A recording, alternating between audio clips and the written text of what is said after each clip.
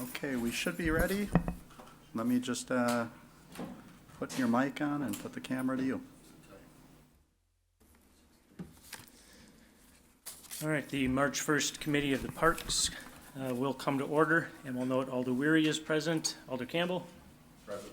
Alder Stoyer. Here. Alder Eck. Here. All right, all members are present. Can I have an approval of the agenda? Motion to approve. Second. Motion by Eck, second by Stoyer to approve. Any changes? Those in favor? Aye. Opposed? Motion carried. D is approval of the minutes. Motion to approve. Second.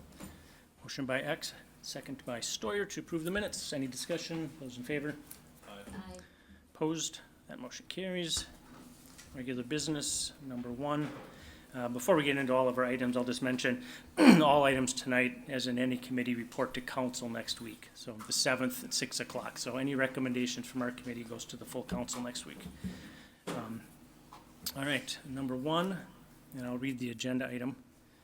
And I know there were some questions about why this is even before us, but this item is before us because the Parks Committee, due to City Hall falling under the purview of the Parks Department and i.e. the Parks Committee, and that's why it's here. So the request is request by Alder Weary for consideration with possible action on the immediate removal of all audio spying surveillance in City Hall and the creation of a broad surveillance ordinance and policy. For full transparency to the public, employees, and elected officials, all requests for surveillance must be submitted by each department and approved by City Council. Request for review of unethical, illegal audio surveillance at City Hall, and that's to include a couple items here. Certainly not all inclusive though. Now, 1, why was the audio surveillance installed? 2, where and when was the audio surveillance installed? 3, who requested each location? 4, who approved each location? 5, why was City Council not advised? 6, do city employees know they are being spied on? If so, provide all notifications. 7, why is surveillance signage not posted? 8, why did the City of Green Bay break their own audio surveillance policy, and what penalties should be enacted for breaking it for anyone involved in the approval process? 9, how long are audio recordings stored? Who has access to live feeds and recordings? Are recordings subject to open records requests? 10, provide any and all notifications, text messages, emails, etc. provided to anyone regarding audio surveillance. 11, Mayor Genrich stated that the audio, quote, proved valuable in gathering information about accidents, altercations, and damage to property at City Hall, unquote, providing any reports or paperwork related to these incidents and those that led up to deciding to use audio and then deciding not to tell the City Council or the public or even post signage about its use. And there is some verbiage in there for closed session if we need that. Before we go to perhaps talking to staff or open the floor, because I think there are people here or on Zoom, I'm just going to briefly read some information. It's about the Fourth Amendment. The right of the people to be secure in their persons, houses, paper, and effects against unreasonable searches and seizures shall not be violated, and no warrants shall issue but probable cause supported by oath or affirmation, and particularly describing the place to be searched and the persons or things to be seized. Now, Wisconsin's a one-party state. This means that an individual can record conversations they were a part of with one other person. Third parties cannot. Now, from the congress.gov website, the Katz and Reasonable Expectation of Privacy test, this is the Library of Congress. The test the court pronounced in Katz versus United States examined the expectation of privacy upon which one may justifiably rely. The Supreme Court stated, what a person knowingly exposes to the public, even his own home or office, is not a subject to the Fourth Amendment protection. But what he seeks to preserve as private, even in an area accessible to the public, may be constitutionally protected. That is, the capacity to claim the protection of the amendment depends not on a property right in the invaded space, but upon whether the area was one in which there is reasonable expectation of freedom from government intrusion. The court usually considers whether a person is taking normal precautions to maintain his privacy, that is, precautions customarily taken by those seeking to exclude others, to be significant when determining legitimacy. Justice Potter Stewart concluded in Katz that wherever a man may be, he is entitled to know that he will be free. Similarly, the American Bar Association stated this concern for privacy, even in public places, is echoed by our current Chief Justice, John Roberts, who wrote, "A person does not surrender all Fourth Amendment protection by venturing into the public sphere.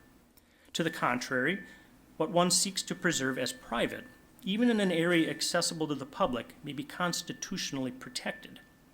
Speaking about facial recognition, but nonetheless speaking of technology, he's further stated, hearkening back to one of the first important privacy opinions written in 1928, Chief Justice Roberts noted, Justice Brandeis explained in his famous dissent, the court is obligated, as a subtler and more far-reaching means of invading privacy have become available to the government, to ensure that the progress of science does not erode Fourth Amendment protections. Here, the progress of science has afforded law enforcement a powerful new tool to carry out its important responsibilities. At the same time, this tool risks government encroachment of the sort the framers, after consulting the lessons of history, drafted the Fourth Amendment to prevent. I just kind of had a preface there to see what we were dealing with tonight. So, what would the committee like to? How would you like to proceed? I could open the floor for interested parties if you like. Motion to open the floor. Second. Motion by Alder Steuer, second by Alder Eck to open the floor for interested parties. Those in favor? Aye. Opposed? Motion carried. Do we have anybody online, Director?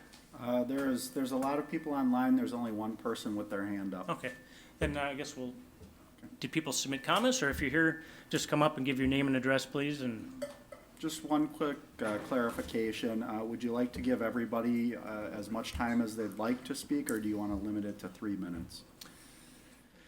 I think 3 minutes is fine, Okay, yeah, I mean, And we can ask questions. yeah. too. okay, yeah. Ann will take care of timing it for us. I'm Tom Slanek, I live at 26. Microphone is Name is Tom Slanek, I live at 2634 Sequoia Lane.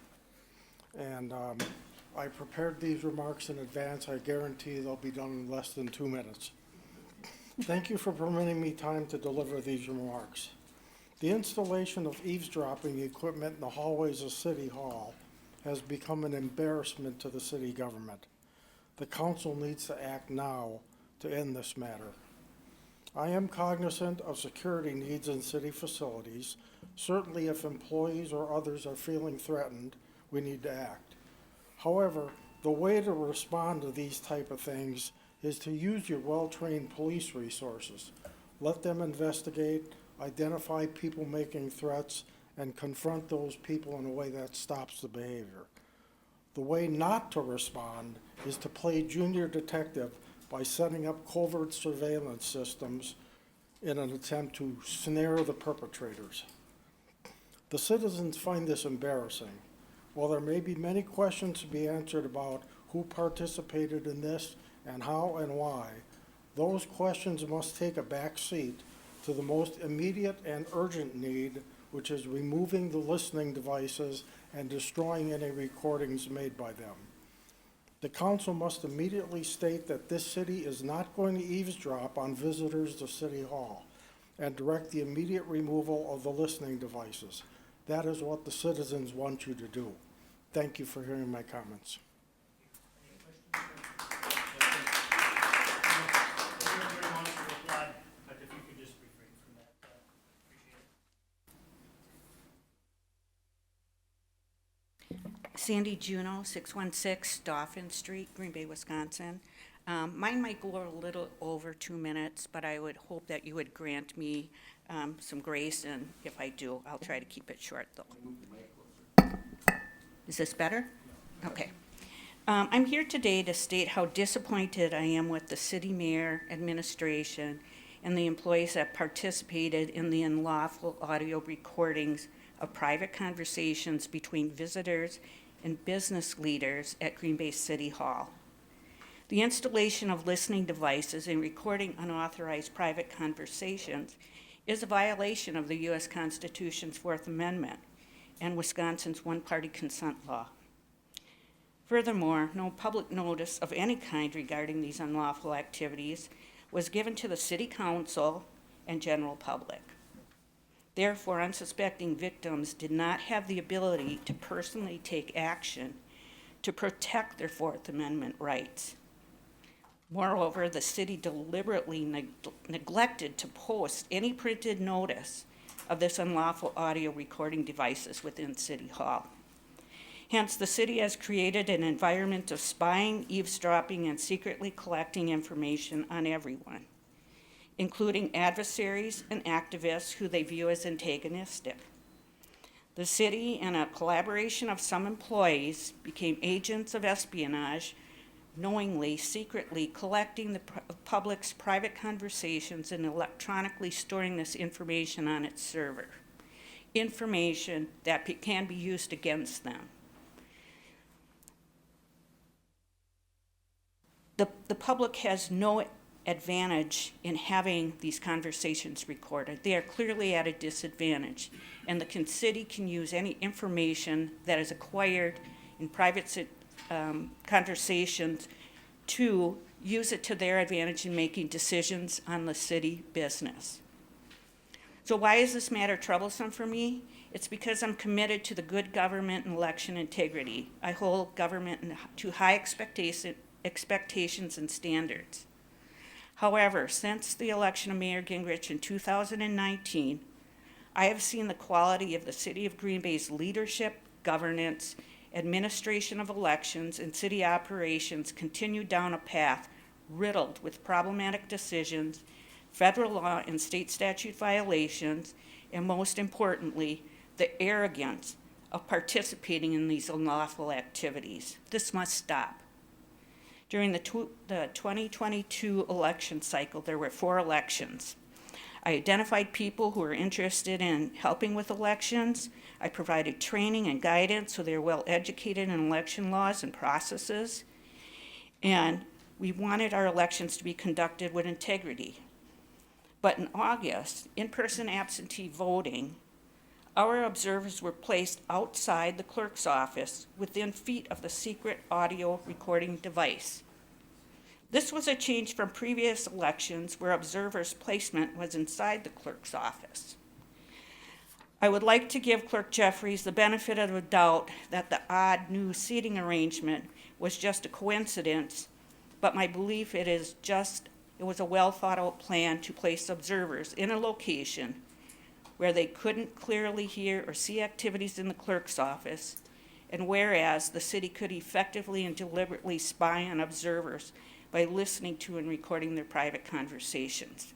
In 3 minutes. Over the span of 13 days of... I thank you for doing the clock. I think we can do away with that. That's fine. Okay. Over the span of 13 days of early voting, there were at least 24 observers placed under the audio recording unit. Sadly, unlawful audio recordings affected numerous other people who came to the clerk's office for voting purpose or any other business since the audio recording device was installed.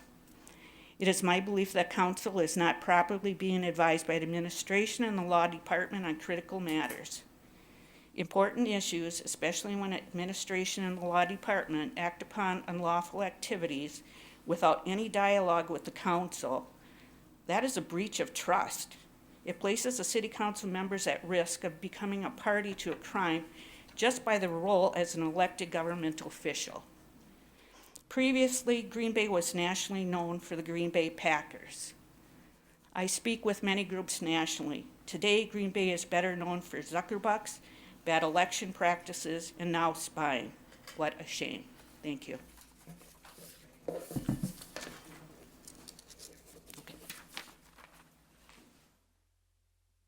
There's one person online who has their hand raised. I will let them in. Wendy Coriel, if you'd like to speak, you can unmute yourself.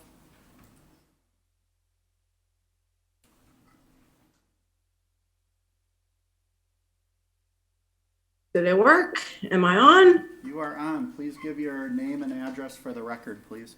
My name is Wendy Coriel. My address is the internet.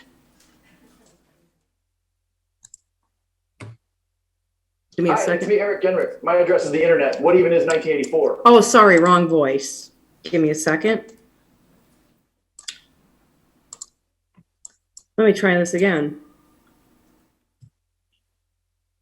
Wendy, we Hi, it's me, Eric Genrich. My address is the internet. What even is 1984? Did everybody hear that? Yes.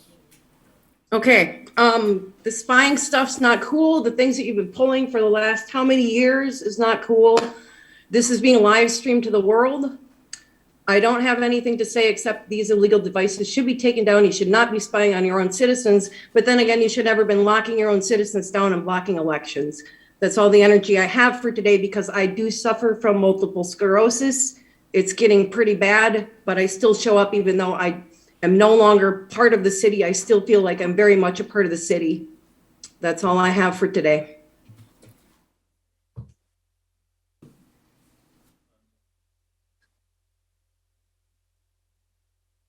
I don't know how to do that. Maybe somebody else does.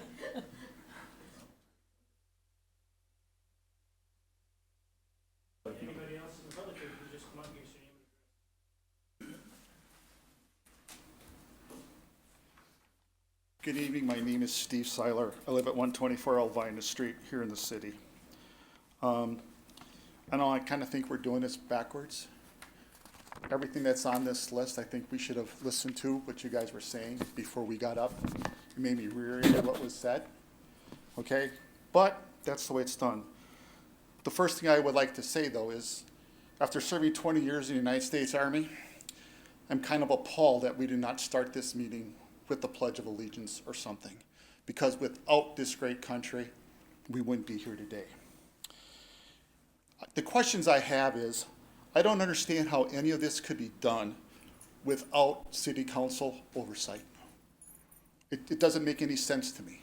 How can one man do what he has done in putting surveillance cameras, and I don't mind the cameras, but the audio, okay? Channel 11 posted a story last week or so. They actually recorded two people talking about medical issues. Did they not violate a HIPAA? Anything can be talked about in that hallway, okay? So, but I just wonder, does the mayor have an ulterior motive? Okay, how many of you guys, and we just heard it from the person with elections, how many of you guys and gals have gone out in the hallway in the last 2 years and had a private conversation, thinking you had a private conversation, but the mayor knows exactly what you said? Where's the oversight? Who has control of the audio? Obviously, anybody can do a FOIA request because a gentleman, unknown to anybody, did a FOIA request, so we can request anything we want from the two cameras. If the mayor was really serious about he wants to take care of what's going on in the hallways and the offices of City Hall, why isn't there a camera and an audio at every entrance, on every hall, on every floor? But he only has it where he knows he can sneak information against you guys. Not about me. I just come here to pay my property taxes. But he's spying on you. That's who he's spying on, okay? And you guys have no control over it because you don't have any oversight. And the next question I have is for the chief of police. So what the mayor is telling me, I watch YouTube audio, you know, First Amendment audits all the time. What you could just direct everything to the committee, and then. Well, okay, but this is for the police. Okay, what Mayor Gingrich is telling me, I can take my cell phone out at any city property as long as I don't go behind a door that's labeled private or no trespassing, to include outside the city police on the opposite side of the street, and I can record any person that goes in and out of the back lot of the police station, anybody that goes inside out the fire department. And if the mayor has his way, there's not a thing the police can do to me about it because the mayor's doing it, and if it's good for the mayor, it's good for us. Have a good night.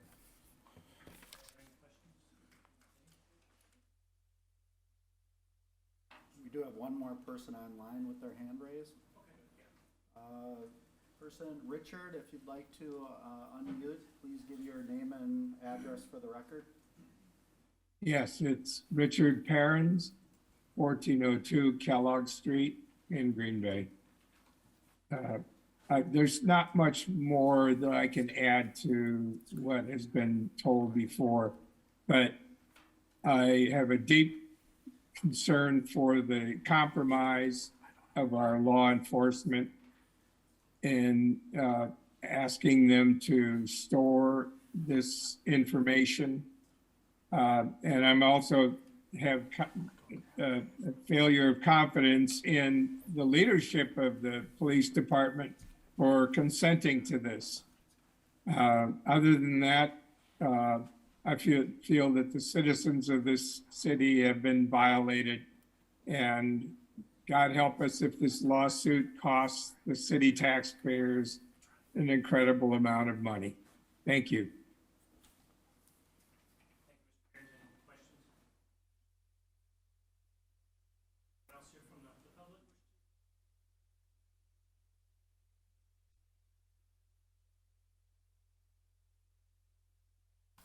I prefer to remain nameless. No, Guy Zima, 1121 12th Avenue, Green Bay, Wisconsin. Hey, thank you. Happy to see you all. The first question you have to ask yourself, is this communist China or is this the United States of America? What is going on? Nobody in their right mind would go along with anything like this. I don't know where the law department stood on this. I don't know if they gave the mayor a paper or not, but I think that's the first thing you should ask. And if these answers aren't very good, you should get some new staff. But look, everybody knows this is a little more than illegal, and more than illegal, immoral. Spying on people. I don't think the mayor would want us to have a taping and a recording of everything he says in his office, because if he thinks this is okay, I think that should be okay too. But neither one are okay. It's just pure and simple. But I think the first thing you should do is just demand that all the records be destroyed and all this equipment be dismantled. Just write an order on it. Unless your crack staff, legal staff, can give you some really good, and I'd really love to hear what they have to say. But, I'm old-fashioned government, of the people, for the people, by the people. And this isn't for the people or by the people. This is just rotten to the core. And you should get rid of it as quick as possible. Thanks so much.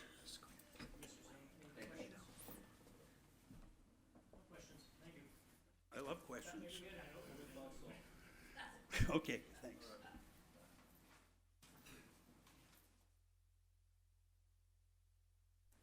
Lynn Austin, 1449 Morrow Street in Green Bay. And this was very disappointing when I found this out. It was not ethical, and I think what it does is makes people distrust the government even more. I don't think the citizens trust government, and when something like this happens, you almost feel like the government is hostile because that was an act of hostility. Our privacy should be protected, and we have a right to talk with other citizens and not have Big Brother breathing down, our back, listening to everything we're saying. And the last time that I had to come down to pay my taxes, there was an unusually long line outside of the clerk's in the hallway.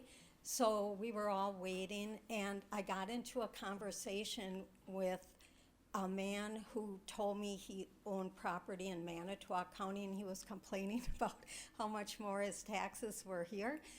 So I started to tell him about what happened to Chris Teskey, and I said, in my opinion, she was one of the most honest city employees.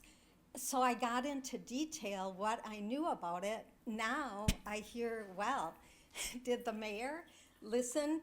Did you know, Salstein Jeffries listen to everything that I was saying.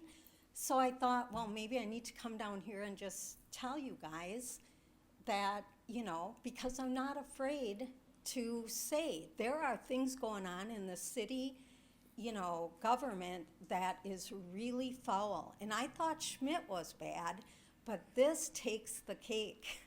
So please protect us. You know, we feel vulnerable. We need the city council to show leadership and make sure that our privacy is guaranteed. Thank you.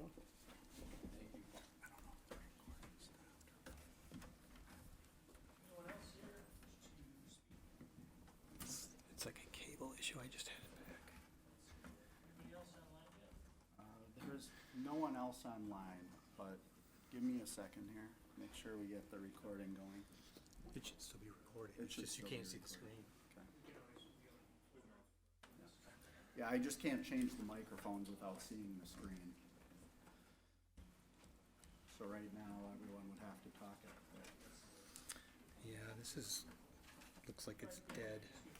Sure. Christine bring a Dewan, laptop down and 1207 we can Liberty use Street.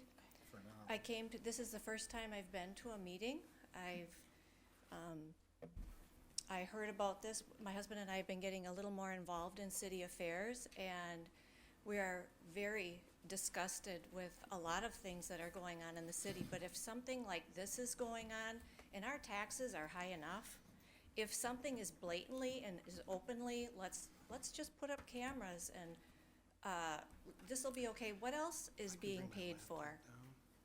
So I think that this is an outrage for privacy, not only for the people here, but it goes two ways. Remember that, and it's wrong both ways. So the mayor should not be surveilled, and neither should all of you. And I hope that there's enough, I mean, how much power does the mayor carry? Are people afraid of him?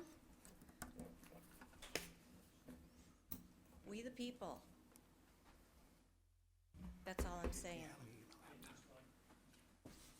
So right now, I can't control the mic, so anybody who would want to speak, including yourself, would have to go up to that mic until we try to get it worked out, so.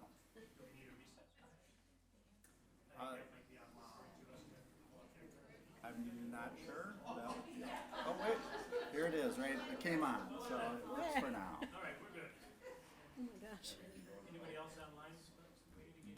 There is nobody else online, but I am not able to change the mic location. It went off again. Motion by Alder Steuer to close the floor. Still having trouble? Yeah, I cannot see the screen and control the mics right now. So the only mic that's on is podium? My mic is on and the podium is on, and that's it. Take a 5-minute recess. All right? Okay. So we get this fixed. Okay. I was gonna say, if we can get it to a point where you just turn all the mics on, but you can't. I hate to pause right here either, because I don't know if I can get it back going again. I'm not gonna hit pause.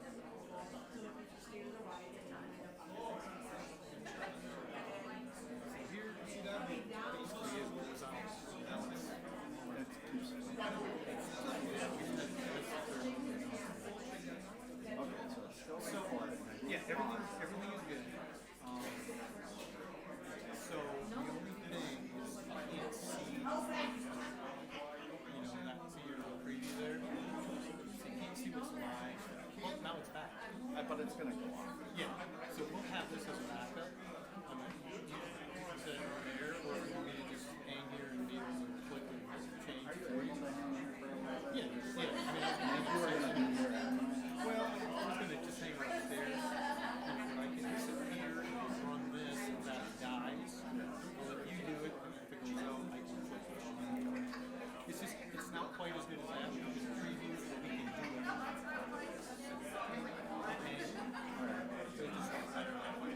Or at least control this.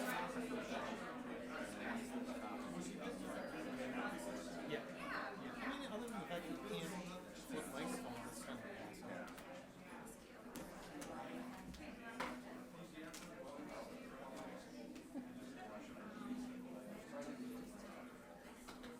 You should realize it's gonna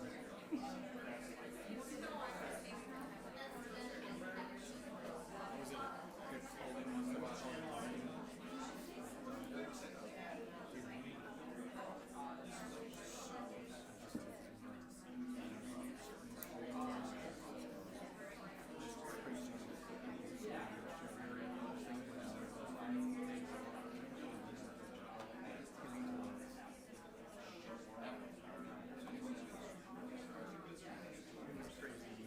This is like most of that one that where I got. I don't know.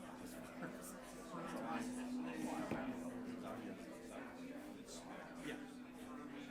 I would say just do it from there. Yes, yeah. You can't really bank on it. Well, it came close to it. You're swapping it and fixing it.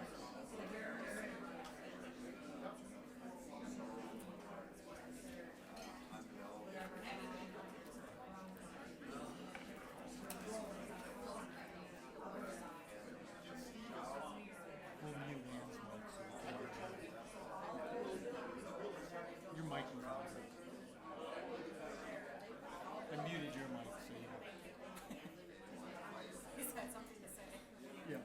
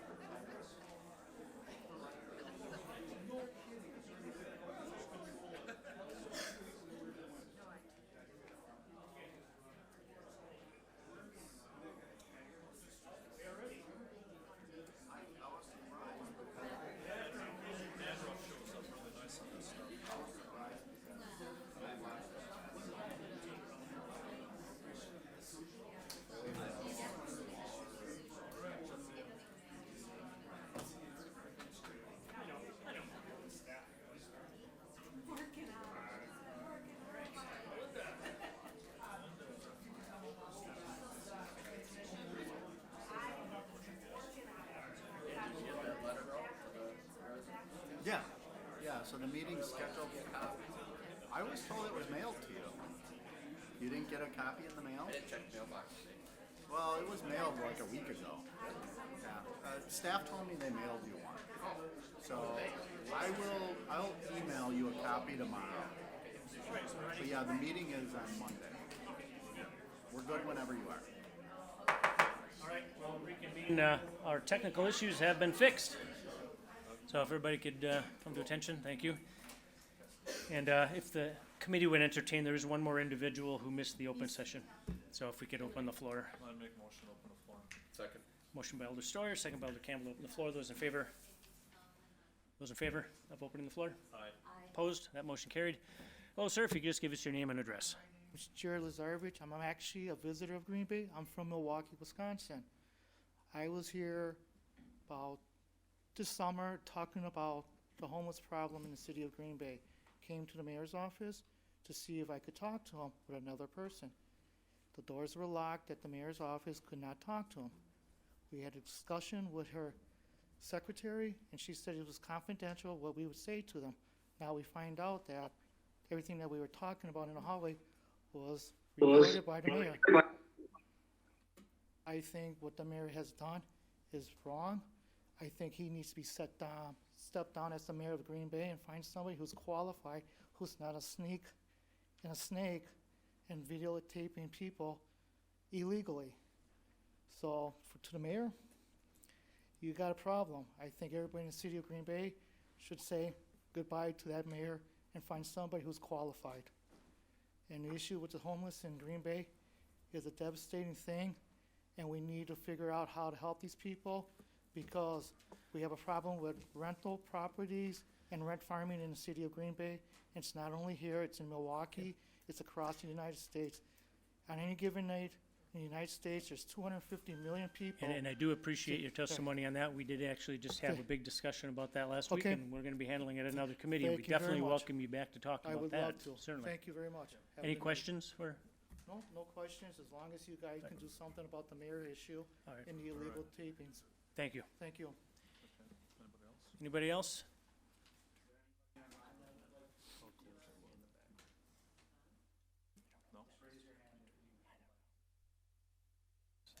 Nobody indicated they want Okay. to speak.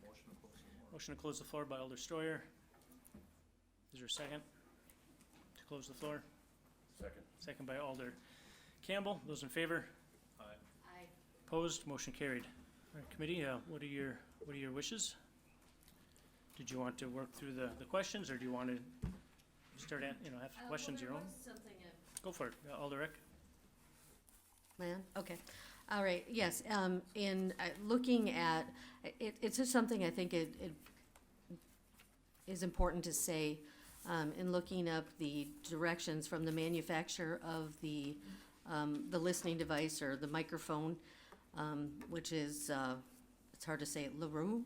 I don't know if it's a French term, but the name of the listening device is LaRue.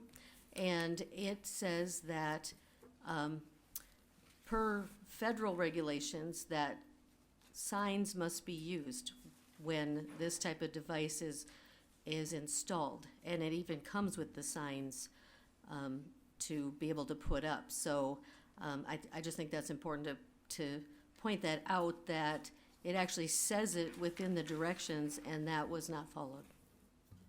So that's very disturbing. Thank you, Alder Eck. I did look that up myself from LaRue Electronics for the VeriFact, and there is an important notice, pretty much bolded down here in the corner. When this equipment is used as part of an audio monitoring system, the law requires that the public be given notice of audio monitoring on the premises. And as we all know, not even that was done. So up to the committee. Do you want me to start working through our questions here? And if more arise, we can go from there? Okay. Well, for whoever wants to wield it, why was the audio surveillance installed? That can be for our legal team, or... Thank you for being here. And I just want to mention, is the mayor here, Mayor Genrich? No, the mayor's not here. Okay, because I know I had asked him 2 or 3 times to be here, but he's not here? No, the mayor, Okay. he's not here, All but right. he'll be at the common council meeting next week. What? No, he's not. Okay. No? Okay, that's unfortunate. Okay, yeah, go ahead. So the city received complaints from city staff and also the public regarding concerns with their public safety. So in response to that, the city enhanced the security on the first and second floors and added audio and video recording. Okay, and do we, and I do want to mention, boy, when I first brought this up a couple weeks ago at council, and I regularly did email and ask that this report be in writing, and I understand it's a lot of work, but I did ask for that numerous times, so I'm hoping that whatever answers we have tonight, whatever report you have would be in writing for council next week. Now, do you have records of what allegations or what incidents occurred? There are records of it. One thing though is, I think tonight we're gonna keep it pretty general considering opposing counsel is here in the chambers, so I think it's probably more important to talk about it in generalities. So we can't even go into the very reason of why we put up listening devices? Well, I explained the reason was. Vaguely you did. Yeah, that's correct. Very vague. Yeah, and. That's not good enough for me. We can go into closed session and talk about that. No, we don't have to. That's fine. Why were they put up? Was Because- somebody accosted with a knife? There were concerns from city staff and the public regarding their personal safety, and in response to that, that's why they were put up. I'm sorry, that's pretty weak. All right, well, if you're not gonna answer, there's not much I can do about it. This will go to council next week. Where and when were audio surveillance installed? I believe in December of 2021, there was cameras put on the second floor, and then in summer of 2022, there were cameras and audio put on the first floor. You have a date, month at least? Yeah, sure. For 2021, it was December. I believe July of 2022. Okay, so the second floor was put in first? That's correct. Okay. And committee, if you have questions as we go, please, I had a question. go ahead. Thank you, Chair. Director Falls, so December 2021, we're talking about this equipment being put up. And according to some things that, this recording equipment needed to have some kind of notice saying that it was being put in, which I didn't see happen. So under some pressure from council and a few other people, it finally did, these signs did go up. When did the signs go up in the hallways saying that there is recording equipment going on? I believe the signs for notice of recording went up in February. February of 2023. Yes, that's correct. So February we're 2023. talking 12, folks? We're talking 12, 13 months or more that was in place. So I think some of the council was talking about, look, why don't we let's take them down, get rid of the records, what have you. But we have, 12 to 13 months of audio surveillance. I don't think a lot of us are really worried about visual as much. You go to a lot of places and you have, at your home, you have visual cameras that take care of your property. I think where myself and a few others, I know, the problem is with the audio. And, I know we're talking about safety here. That was one of the reasons that was brought forward that this was happening. That's tough to follow. So, a lot of folks need convincing that for that 13 months without notification on the walls that people were being recorded. And a lot of us were. We talked to developers, we talked to citizens, we talked to people of all walks of life out in the hallway. And it's disturbing to know that a lot of this is being recorded and we have no recompense or to come back on. So that is my big issue right now about the audio and the fact that it was 13 or 14 months of that. Even if we destroyed all of that, there's still a chance that some of that might be retained. And I think that's upsetting as well. So that's my first salvo here, and I'm sure I'll talk further, but that's it for now. Thank you, Chair. Thank you, Alder Stoyer. Yeah, I mean, if you have questions, I'm just working down the list that I presented to committee, but certainly if you have something, just let me know, raise your hand. 3, who requested each location? So one thing I'll address first is that there's a retention schedule of 120 days. So there's not over a year worth of data being stored. We don't have all of that recording. And then to answer your question, Alder, you asked, you have 2 questions back to back. Who requested each location? Then the next one is who approved each perfect. location? Yep. Yep. So because that directly relates to the pending litigation, we're unable to answer that in open session. Well, Lots of hidden answers here. I thought we were gonna try to get to some facts here. That was the purpose of it. I'll ask again, who requested each location and who approved it? I know that generally, if you could correct me if I'm wrong, City Hall falls under the purview of the mayor, right? Yeah, that's correct. Okay. So who requested each location and who approved each location? Alderberry, if you'd like to go into closed session, we can answer that, but we cannot. No, I wouldn't. Open. Committee, would you like to go into closed session? Okay. Hell yeah, make them answer the question. Well, and I appreciate, yeah, appreciate the comments from the committee, or the audience, but if you could keep it to a low murmur. Okay.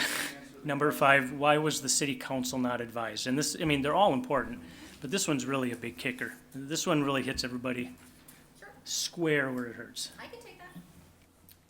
So, as to the reason why city council wasn't alerted, there isn't a procedural mechanism by which council would be alerted to the day-to-day operations and decisions regarding the day-to-day operations. So, as I've briefly kind of touched on previously, our ordinances, including our statutes, kind of lay out the mayoral authorities and council authorities. Council does have purview over city property and the control of city property. However, the mayor, under statutes and the ordinance, is deemed to be the chief executive. Generally, responsible for the day-to-day operations, decisional authority over security, what the building hours, work hours, when the building's closed, things of that nature. So this fell under that day-to-day operational jurisdictional authority that's afforded to the mayor. And that's how it's divvied up.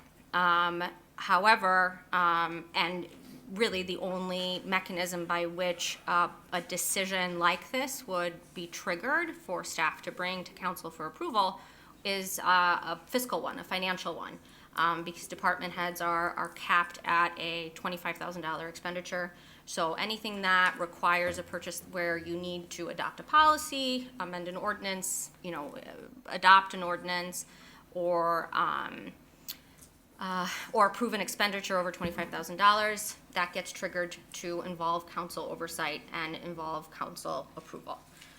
So that was the background for why council wasn't notified. However, that is something that is not set in stone. It can be amended. Any authorities that are delegated from council outward can always be brought back within the umbrella. And certainly if there are day-to-day operational decisions that maybe, council doesn't want to have oversight or approval authority on, but wants to be notified, that would be best to also be addressed via a policy, basically directing staff that in these circumstances or in these situations, even if council isn't approving the action, is being notified of the action moving forward. Appreciate that, Attorney. And I understand how, the city council doesn't want to deal with the day-to-day monotony of just changing locks and hours. This, however, the super simple explanation, I don't think would fly with a kindergartner. I mean, how can you, in your own mind's eye, or the mayor's office, or anybody involved, think legally, ethically, morally that would fly? Couldn't send out a memo, an email, a call, none of that, except hiding behind we didn't have to do it. Oh, really? You just wanted to violate our Fourth Amendment rights, and you didn't have to tell us. Alder, with all due respect, I never said that we didn't have to do it. I said that there isn't a process by which that But would you could come. have. So I'll jump in here, Right. Alder Weary, just to mention that Attorney Bungert was not the city attorney in late December 2021. She was the city attorney afterwards. I also was not the chief operations at that time. So the decision to notify or not notify, that was, we were not a part of that decision. For the initial one, that would have been under Attorney Chavez. However, for this last one, you both were in your respective positions. Yep, and it was installed in July of 2022, and there were ongoing discussions about putting up notice, and then there was, at some point in February, there was notice put up. Because you were forced to. There was never a discussion to not put up notice. Yeah, There was okay. ongoing discussions on it. I'm going to bring it back once again to, I'll defer here to Alder Eck. Yeah, so I do want to go back to the cost, because I remember last night at the Finance Committee that it was talked about that the cost would be known tonight, that figured out and revealed tonight how much that the system cost. Do you have that information? Yep. Okay. You want me to do that? Yeah, sure. So the cost of audio was $248 per device, and a few hours of staff time with installation. So $744 total plus staff time. So less than $1,000. Okay, thank you. And I do want to also address that, because I had asked you about those ordinances that you were referring to. Yes. As far as the mayor, so we've got the Green Bay City Ordinance, Section 2-107 about the mayor, and then also the Wisconsin State Statute 62.098.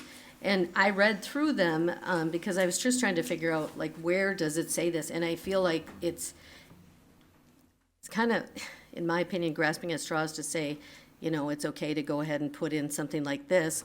However, when I look at the ordinance, the Green Bay ordinance regarding elder persons, it's section 2-108, and then there's Wisconsin State Statute 62.11 regarding common council. Some things that stood out to me. So I won't read the whole thing. I'm going to highlight. Council shall have the management and control of the city property. It goes on, and for the health, safety, and welfare of the public, and may carry out its powers by, and it lists, you know, license, regulation, suppression, borrowing of money, tax levy, appropriation, forfeiture, imprisonment, confiscation, and other necessary or convenient means. The powers hereby conferred shall be in addition to all other grants and shall be limited only by express language. So it's clear to me in the description of what falls under alders, but it's not clear under the mayor to have that particular power. So I just wanted to read that for the record. Thank you, Alder Eck. Any questions from the other committee members, or I'll continue on our way here? Following along the line of where we were, do you think it was the right and correct decision that the public and council not be notified? If you had to go back, would you change your mind? Say, hey, you know what, Fourth Amendment, and we should have rethought that?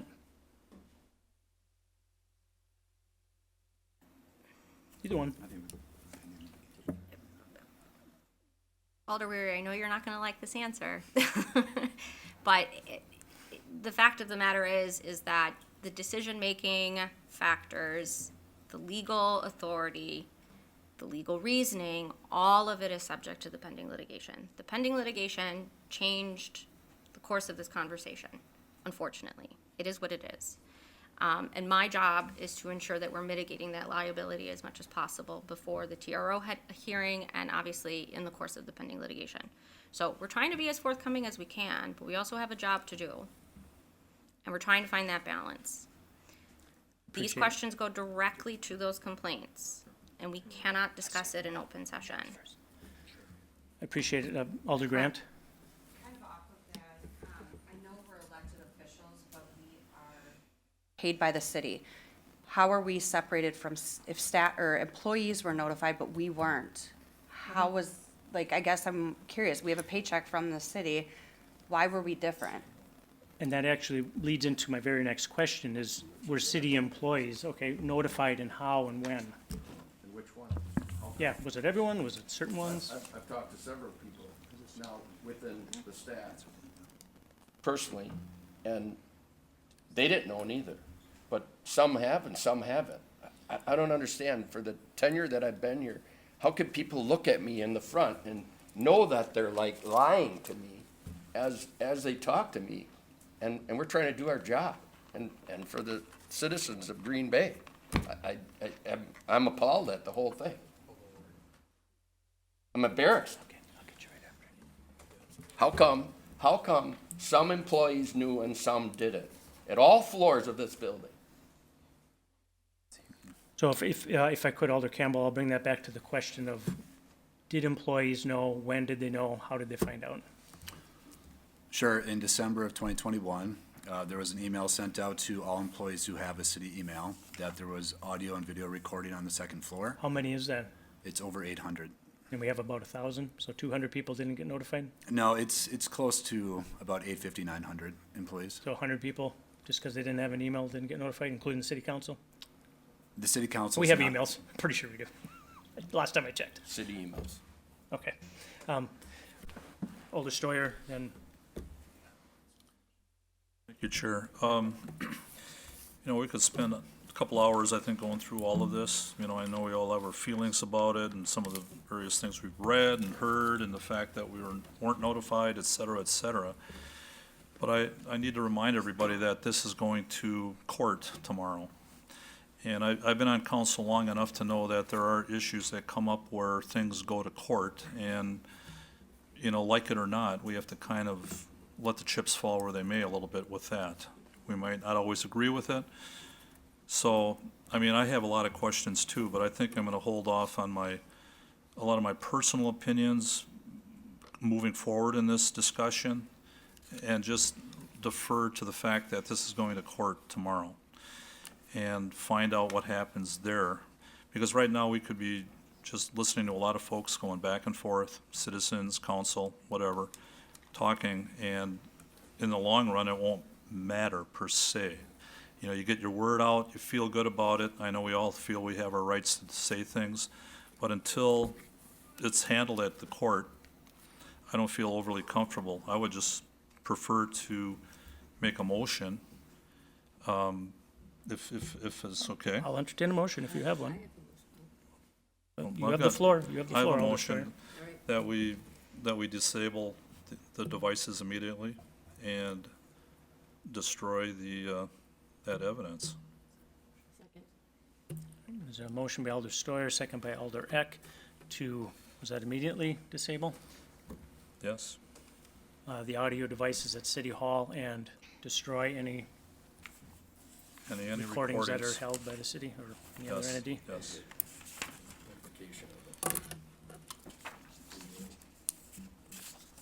Alder Directly to us. Campbell, could you? Well, I'm just explaining how you wanna state the motion with detail. You want to be notified when it is done? Is that what you're? I'd like to know immediately, by the Okay. minute, if that's what it's Okay. about. All right, well, we have a motion and a floor on the second. Let's discuss that. President Burnett? Chairman Weary, I kind of listening to the conversation, and for the sake of public knowledge, I want it known that, when this all happened, there had been a number of alders, myself, Alderman Weary, who had reached out numerous times with many questions for our law department. And I have had a couple of good conversations with our law department. And I understand the demands and the pressures for time of their staff, and perhaps the anticipation would be that they would answer all of the questions now in open session, knowing that this Parks Committee meeting would be happening, because the public is deserving answers. The city council is deserving answers, but the complexity now is that we are operating in good faith, trying to get the answers to our very serious concerns that are now kind of treated as a confidential legal strategy because we have now been sued. I think it would be reasonable to expect, based on the warning that we received or the request from the outside counsel, the other party in this whole affair, basically, I guess you could say threatening a lawsuit if the city did not disable the devices, the audio recording devices, and eliminate the footage that existed. Outside parties, the ones initiating this lawsuit against the city, did request that. And the city, for whatever reason, the administration kind of dug in without the consent, without the council, without, in many regards, any effort to reach out to the council to hear what our opinion was. The administration led by Eric Genrich kind of dug into this defense, and now we are in a very precarious position for a lot of reasons, but we are now unable, due to the litigation, the court case tomorrow, that we cannot look our constituents in the eye and give the answers that they are entitled and deserving. So I don't know if this was, and I'm not trying to impugn the integrity or anyone at our city staff level. I think they are put in a very, very difficult decision. But I will say, or position, but I will say, the mayor should be here. The mayor is accountable to this council. We should be working together. We should have the opportunity to ask these questions. We are now in a position where this council of 12 is in a position where we have to be adversarial to the very staff that is now defending the city from potentially hundreds of thousands of dollars of damages. So we're trying to get answers from our staff. The staff very rightfully and wisely is not trying to give up too many answers publicly to a lawsuit that could endanger the public, the city of Green Bay as an entity. So it's so incredibly complex.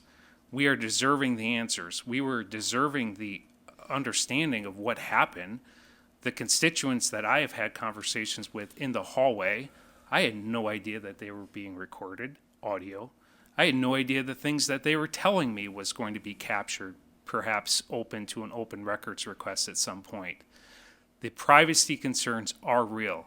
People in the public who are rightfully angry, very upset, and concerned about constitutional violations of their city government. Those are all very valid concerns. We don't know what the judge is going to say yesterday. They could rule against the city or they could rule in favor of the city. All I know is this could have been avoided. This whole crisis could have been avoided by better communication on the front end. This could have been discussed in open session. We could have discussed the fallout, the potential dangers. We could have talked about, just like we talked about the camera readers, the readers of license plates. We had a policy discussion. We knew that some people in the public would be concerned about their constitutional rights. That was all aired in public. We discussed it. We debated it. In the end, I think it was unanimous. We all supported it because the administration, and this time the police department, came up with a very good reason why they felt for public safety that was necessary. Now we're being told that this was necessary because of public safety. But was there a single member of council that knew the things that were happening at City Hall that would justify this? I didn't. I knew some anecdotal things. So anyways, my point is, I see a city government divided. I see the council very rightfully angry because we represent the people who put us in office. I am a member of the public who put me in office. I am one of 9,000 representative to this body to make sure that the people's rights don't get trampled. And I just think that this could have been handled so many different ways. And I agree with Alderman Stoyer. We still have an obligation to protect the city. Mayor Genrich is deserving of legal protection in his role, just like we are. If we are ever accused of any impropriety or any violations of constitutional rights, we are afforded a legal defense in carrying out our official capacities. I'm just expressing my frustration as council president that we had attempted to get some of these answers. The law department, God bless them, they're busy, their heads are spinning, they're reacting in all these different ways. And I just think that the real person that has made many of these decisions to this point is absent from this meeting to catch the criticism that he very, very well deserves. So with that, I will say that as part of my conversation with the law department, I had requested the same question that Mr. Weary just proposed, is did city staff get a notice? And my request was treated as an open records request for some reason, but in that email, it was sent out on December 9th, 2021, with a memo subject line, second floor hallway cameras, and it says, "Good morning, we have installed security cameras with microphones." Microphones is underlined, and the second floor hallway, City Hall second floor hallway with a recording retention period of 120 days.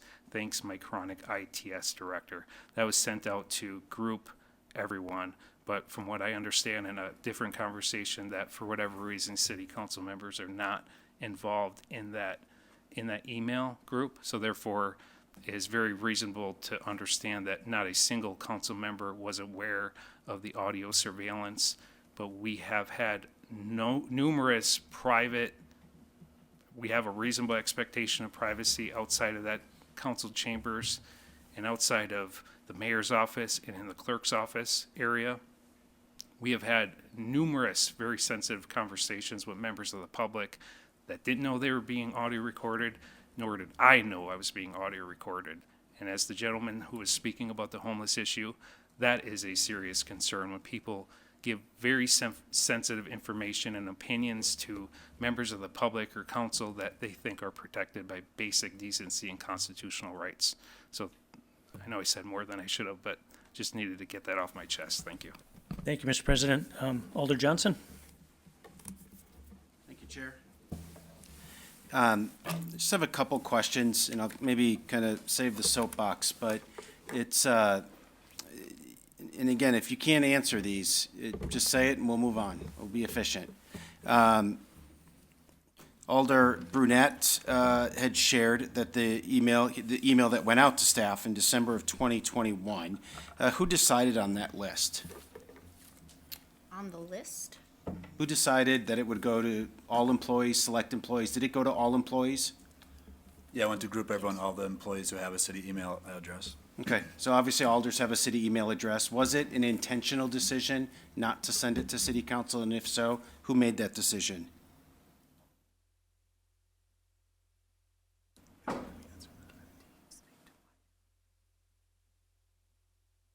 When they were removed?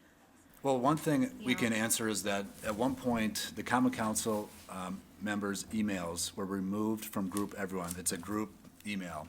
So they were removed, and our thought and my understanding is they were removed because if all the common council members are on the email and they hit reply all, that could be walking quorum issues. So I think that was the reason why they were taken off. And as I explained earlier, you know, with the decision with the notice,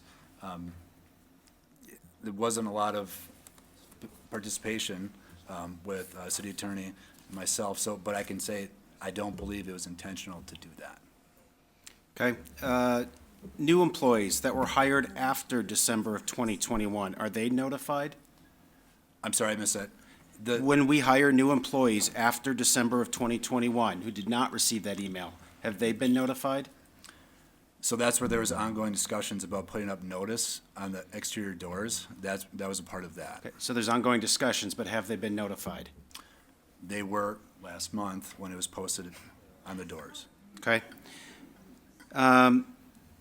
Did any staff object to the installation?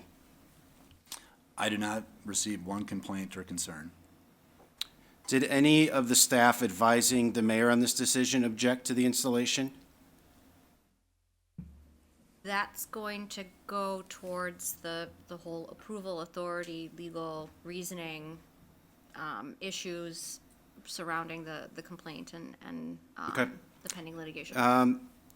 Alder Weary had presented the query to the mayor at the last council meeting. Will you terminate the use of the audio recording devices, at least until this is sorted out? The mayor at that time had said no. Do we have any insight as to why the refusal to terminate the use of the devices?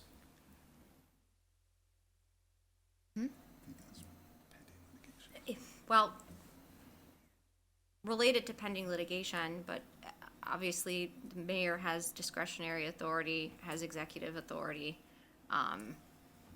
So I can't really speak to. No, I understand. You can't speak for him, but was there a collective Correct. staff decision around this issue? That again, relating to pending litigation. I know it's a broken record. Yep, you heard Alder Steuer's Sure. motion today. From your legal opinion, does the council have the purview to make a motion to terminate use? Sure, so this I can answer, finally. So Common Council is a legislative policy-making body. But it cannot, however, simply create a directive or an order to counter the authority of the chief executive, particularly with day-to-day operations of the city. So, path forward is, while you may not be able to immediately shut down the cameras, you can refer to, really the cleanest option would be to amend the ordinance to bring that type of management of property back under the umbrella of council authority, and then create a policy that basically states what your intentions are with respect to either regulating it, limiting it, not So- having it in certain. So what you're saying is right now that to pass, could we in theory, could this committee and then subsequently council just pass a policy that says we will no longer collect audio recorded? We would need to do, we would need to do both. We need to do the ordinance to give you the authority to do the policy, and then So you're create saying the policy would be in conflict with the ordinance right now? It would be unclear whether you have the authority to create that policy, because that authority is delegated to the mayor. But we typically do two things like cart and horse at the same time. So if the committee were to refer that to staff to put together, to bring back to council, it could be an ordinance for first and final reading for adoption, so you can adopt ordinances at the same time. And then it could be a policy referral to create a policy per the, the direction of committee, from Parks Committee to council. And the ordinance would just need to be adopted first, and then the policy could be adopted So thereafter. we can take care of all of that at the next council meeting? Correct. If this body chooses? Correct. Okay. Correct. I would Now- only request that it would be referred to staff so that staff can adequately draft it and make sure that we have, an outright ban wouldn't be appropriate, because there are certain circumstances where that kind of recording needs to be like body cam, recording even within City Hall or on other city property. So we need to make sure we have carve-outs and caveats so that we're not in conflict with other laws. Okay, thank you. And of course, the reason I'm asking the question is Alder Steuer's motion isn't that specific, and I want to raise that point for the committee I so that appreciate they can refine that. Additionally, to ask the question, while the council may not have the purview at this meeting right now to terminate use immediately, the executive does, correct? Correct. So the And I do executive want to could mention choose to though that, terminate. yes, so the executive, yes, because it currently rests within his authority. I do also want to clarify, the part that Alder Steuer mentioned about destroying. Yep. That legally we cannot do because we're under a litigation hold. Right, So and at I knew this that point, to be we the case cannot and- destroy any of those materials, correct, that we Yep. currently have. And that was going to be my next Yes. question. So I knew that to be the case. However, could we just add a rider onto Alder Steuer's motion that says contingent on the outcome of tomorrow's lawsuit? That Right. would put council in a position on Tuesday to potentially direct that termination, or the Sure- purging of those Sure, it documents. should be contingent on resolving the entire lawsuit, as tomorrow was just only a part of it. It's just addressing the injunction part of the complaint. Okay, good. Okay, that's all I have for right now. Thank you. Thank you, Alder Johnson. I just wanted to clarify, if I could, I caught most of that. It sounds like the motion, if we tweak it, could then be carried out at council to remove the audio devices. Yes. We just need to for reword it. yes, so so what would be coming out of, from Parks Committee would be the policy addressing, addressing the audio devices, and then, and referring to staff to draft an ordinance to, revise the authority. So we could say, just as it was stated, to remove them and refer it to staff to do To, whatever you need to do. correct, that should be fine. Because I think. And we- revise applicable ordinances Whatever as you need needed. to do so that council Yes. can act on it Sure. next week, okay. No, did you have a question, Alder Campbell?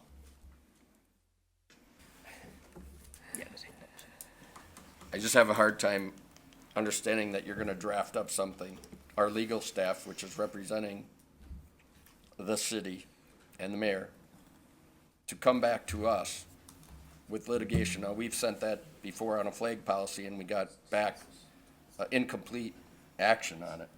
So I just wondering if we're gonna have that again. And how can you fill our questions in this litigation when there's the litigation coming before us?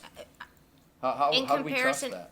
Sure. In comparison to the flag policy, the reasoning that we didn't have a complete policy for you to consider at council was because the scope of it changed, with the additional exceptions, so between. It was already moving toward an ordinance. Not quite. We Well, sent it yes, to you correct. to It draft was, it up legally, and Alder, it came back incomplete. that's fine. Okay. What I'm trying to explain is that the two situations are different. In this I'm using it instance. as an example. Okay, let her talk, let her talk, let her talk. Go ahead. In this instance, if the committee provides us direction on how to craft the policy, and there are no changes in discussion between now and Tuesday, we will be able to provide you something for consideration on Tuesday. What was that part, if there were no changes? From alders, so Okay. there aren't any furthering discussion. So what I'm I trying see. to put into context is the flag policy, there had been some other conversations that changed the scope and other things that came up. So even, God forbid, we didn't get anything back from you next Tuesday, the council still could take action because it's still on the agenda. So if the council voted, whatever the vote is Correct. to remove it, we vote to remove it. You would still And need. We would so vote to remove it. I'm you just need- saying, you can handle it however you want, but the council could say, take them down, if we don't get back the proper mechanisms. Not. Oh, yeah, are you not gonna sue the entirely. No, council? Unfortunately, that's just not correct. What you would be, that's why I'm providing you the path forward. Council as a legislative and policy-making body can't just unilaterally make a directive or an order counter to what the authority that is Well, granted to Then, the then why would executive. it be in state statute, under powers, except as elsewhere in statute specifically provided, the council shall have the management and control of city property? It's Correct, clearly- it's but right there. but then. And we're managing it today. Correct, but you also have to read that in conjunction with the powers that are vested in the mayor. You can't just read it singularly. Well, he You have to certainly read it doesn't in override us. conjunction. Alder, I'm trying to explain, No. but we're kind of talking over each No. other and, okay. I know, and it sounds like we're working to the same goal next Tuesday. I think I'm I just think playing the so. I what think if we're on the game. same page, and I think we have a solution forward. Just So laying it out I'd there. like to focus on All that right. and move forward. Okay, And I look perfect. forward to that. Sounds good. Other questions from the committee? Well, Do you want to reword your motion, Alder Steuer? well, let me just try this, and like I said, if we need to Yes. throw a dart or poke a hole at it, let me know. Poking a hole at it. No poke hole. Well, like I said, my initial talk was to say immediate removal of all listening devices and to destroy those records that were gathered on those devices. Pending the findings of the court litigation, also refer to staff to look at possible revision of Green Bay City Ordinance Section 2-107, which deals with that, with the mayor's section. You can look at it. Well, I think honestly, So- and I think the attorney agreed with this, you could just say we direct Just- that they be removed and staff To handle create a the- policy, create a policy for, You to don't have to remove put numbers and to amend ordinances as applicable in order to effectuate that policy. That's all you need. And it was seconded by Alder Eck. Is that all right, Alder Eck? It is all right, but I have a question. Go ahead. So I just want to make it clear that if we're doing that, then does it prohibit any future installation of any type of listening devices? So is it going to be It doesn't worded? prohibit it, it puts it with, well, if you want to have a policy that says, put it down, or take it down, then that's all it does. If you want the policy for any future to come back to council, then you have to say that in the policy. Well, so I just want to clarify, you said policy versus ordinance, and this is Right. an ordinance that we're The ordinance amending. would be amended to give you the authority regarding security systems on city property. So So then you're- any changes to that would then procedurally have to come to you for approval, just So- like spending money, amending the budget, any of those actions always automatically have to go to council because it's listed as within your purview. Okay, so then, and rather than amending the ordinance that's regarding the mayor, yours, actually, what I'm hearing is it would be added to city ordinance section Correct. 2-108. Correct. Okay. So it's basically bringing that particular day-to-day operation that's normally under the chief executive, carving it out and putting it under the umbrella of the council. Sounds good to me. Okay. Alder Johnson, then Alder Burnett. Yeah, we just need to. do the Just one thing. I think it's certainly questionable whether or not this will withstand a legal challenge, but that'll be determined by the courts. And it's not for this body to debate. But I think it's pretty evident and pretty clear that this decision is not popular amongst the members of council. And while we're going through the hoops that we need to go through to get to the decision we want, I want to make it very plainly clear that there is still an option, that maybe we still need to go through all these hoops, but there is an option to stop the litigation. There is an option to get council what they're asking for staff to do, and that is to have the mayor say the audio recording devices are going to be disabled. So Sure. I'm not So- asking you to respond to that. Right. But I hope that Just a little message bit. lands on the ears that it needs to land on. Right. Because that decision can be made right now. Sure, the authority lays with the executive at this point. With respect to the litigation, I do want to clarify that train has left the station.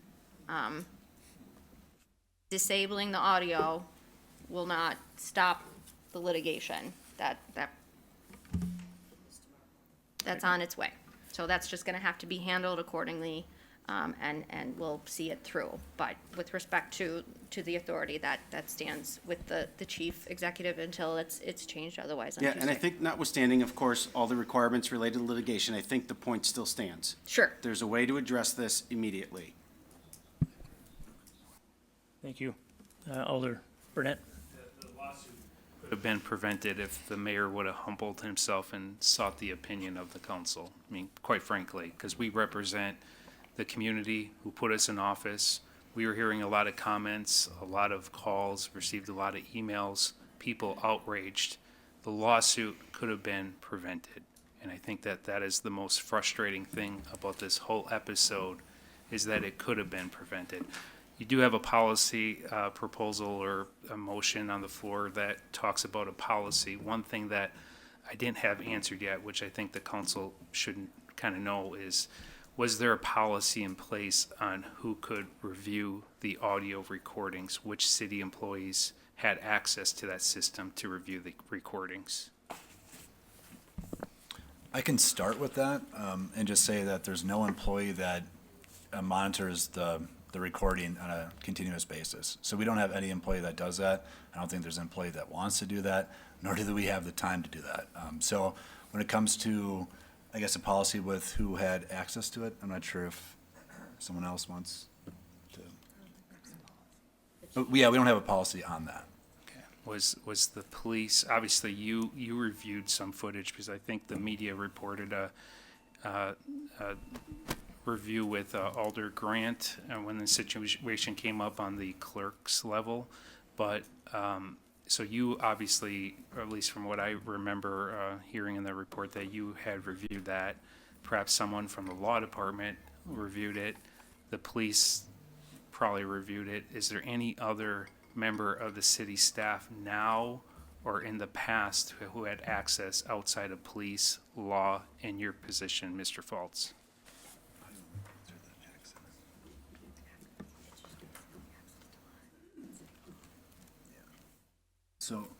So Alder Burnett, just to be clear, I reviewed it, but I don't have access to it on a daily basis. What happened was there was a personnel matter, and I was able to review the video and audio after the fact. There are certain employees that do have access to it, but even though they have access, it doesn't mean, like I said, they're not monitoring it on a daily basis. Who are those employees? I believe it was set up with the clerk's office, the mayor, the city attorney, and the deputy city attorney. The mayor's office had access to these audio recordings? Yeah, here. So The people who are set up with access, there's a difference with someone being set up versus actually accessing it. So even though they were set up, it does not mean that they actually access the footage at any time. So, okay, I have some questions. That's a bombshell here. So the issue that a lot of people have who have approached me is there are so many sensitive conversations that happen at City Hall.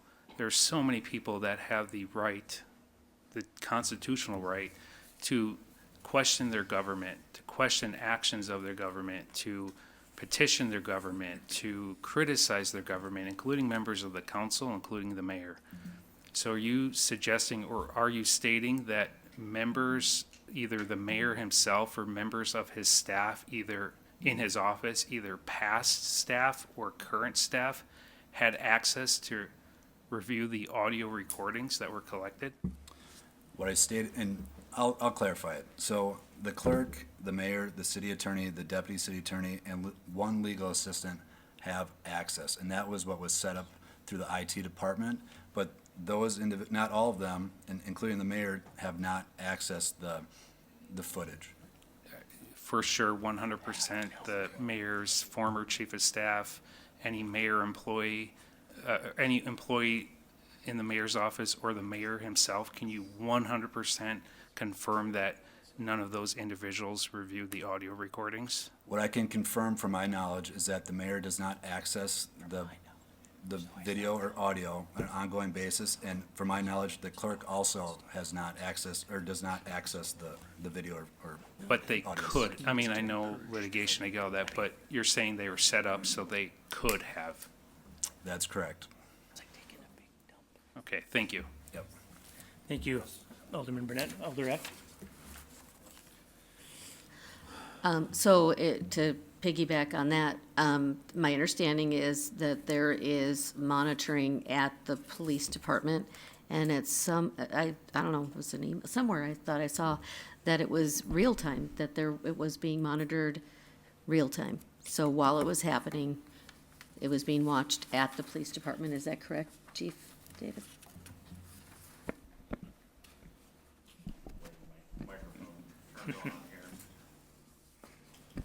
There we go.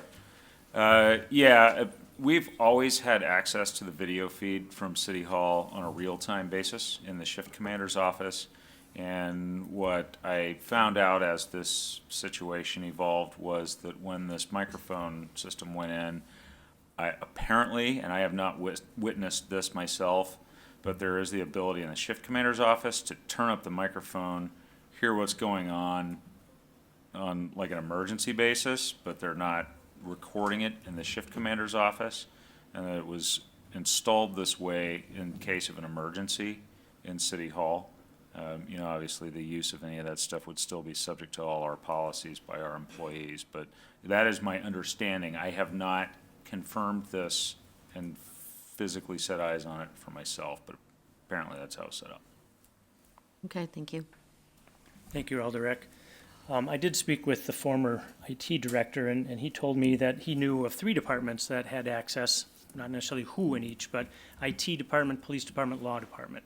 So it's news to me to find out about the mayor's office and clerk also. This is where things are ripe for bad actors. We can say they won't do it. Maybe they haven't done it to your knowledge, but it's wide open for abuse. That is concerning. It does bring me to, this system is housed at the police department, and it's a police department system. That's what I have here. I have this from staff, that it's a police department system housed at the police department. Is that not correct? I believe and I'll let the chief clarify a little bit. Right, not a police department system, it's a city hall security system. And the recordings are saved on a server at PD, and I will let the chief take it from there. Yeah, and I asked those questions when this situation started, and what I learned was that the server that these recordings are stored on is in the basement of the police department, along with other non-police city servers, which, you know, to me, I guess makes sense since it's the most secure facility in the city. It's occupied all the time by police officers, but it's not our system. It's a city hall system that's stored along with other city property that isn't ours in our building. I appreciate it, and I had asked if we had any policies regarding surveillance, and we do have one, just one, right? It's for the police department. And it states in there, cameras shall only record video images and not sound. So it seems like we're kind of tiptoeing around a policy that we have in place that we can video record but not listen in. But it's housed at the PD and they can watch it live, but it's not theirs. Cross my fingers. It's not theirs. So that is extremely troubling as well. We have our own policy. Why do we even have policies? You know, when I reached out to the city of Milwaukee and the city of Madison, they couldn't believe it. They actually have a policy for all surveillance in their city. And any changes to that surveillance has to come through the full city council. And I do have that on here later as a request that we look at doing something similar. So the entire population knows what's being surveilled and by who and when and who has access. So, any other questions or comments from the committee? Any other alders? I do have somebody that wants to speak if we can. We can, certainly. Motion to open the floor. Second. Motion by Alder Reck to open the floor, second by Alder Stoyer. Those in favor? Opposed? Motion carried. Is there somebody here who wishes to speak to the committee? Just give us your name and address. One at a time. I'm sorry. Excuse me, my blood sugar must be low. So, I'm kind of curious here, and this is why I said we were doing this backwards, is because there's all kinds of questions out there, okay? My first question is if there's a statute that is in place that gives the mayor the authority to do what he did, why is the city being sued and not the mayor being sued? Because he is the one that authorized it, okay? My next question is, my son-in-law does IT stuff, okay? I'm flat out telling you, I believe you're lying on the cost of installing this system. Flat out lying. Because not only does it cost money for the cameras and the microphones, okay? You now have to worry about the server to store it. You're paying an IT person to service it, okay? How much does a FOIA request cost, okay? All these charges, it's just not a measly $200 for the cameras. It just isn't. There's all the support that goes into this, okay? And I understand where the legal system is in a bind here, okay? But, okay, since the council is here, I want to ask the question. Why is the city being sued and not the mayor, since the mayor has the authority to put anything in this building that he wants to put in? I'll wait for an answer. And I do believe they both were. Huh? I believe they both were, and I could be wrong. Is that correct? Yeah, they both were. I didn't hear. They both were sued, individually and the city, so. But why the city? I don't know. I'm just telling, I'm Why just the answering your city? question. No idea. Why the city? Well, if you could, yeah, just keep it here. But to take this aside, okay, there's one way to fix this. There's one way to fix this, okay? And I probably shouldn't say this, okay? But vote for Chad. Appreciate your comments. Anybody else here wishing to speak? Just give me your name and address. Leanne Kramer, 702 Neville Ave in Green Bay. First off, who did the mayor buy this system from? Or who went out and bought it? That's one question. And I guess this building is more than 2 floors, so why did he just selectively choose first and second floor? I mean, obviously, council chambers is on second. But what about all the other floors? So I got issues with that too. But the whole legal thing that's going on, he's supposed to be representing the city. He did this behind everybody's back. Now we're going to court, and there's going to be legal fees. Money coming out of the citizens. We have legal representation here who I have to wonder, who are they really representing? The mayor just himself? They're not answering any of the council questions unless you go into closed session, which we're all citizens. I should know the answers just like anybody else, unless I take off of work tomorrow and go down and listen to court proceedings.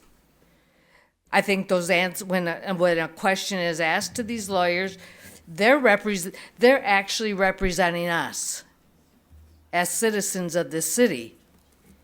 So who appoints them? Because if it's common council, then I say we need to fire them, in my opinion, because they're not doing, they're only looking out for the mayor's best interest right now. They're not looking out for mine or anybody else's here. So, more to come. Thank you. Anybody else? Anybody else? Name and address, please. Do I need to say my name again, or? Yeah, if you could. Lynn Austin, 1449 Morrow Street. You all know I do that LeBay website project, and that's not a huge project, but I have a lot of data I have to save. That cost me thousands to just save that data that I have for that one website. And I'm telling you, you're being snowed if they're trying to tell you that having 90 days worth of 24/7 surveillance saved on a server, that is an enormous cost. So just to let you know. Appreciate it. Thank you. Anyone else? Anyone else? All right, I'll entertain a motion to, oh, there is, okay.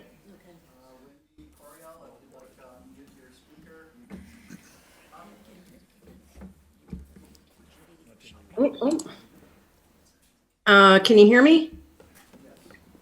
Okay, just Wendy Coriel, address, the internet. I'd give the, IP address for home, but that's kind of silly. Anyway, I just got a little something for everybody to consider. I'm going to use a clone of Eric Genrich's voice to do it again. Give me a second for it to generate.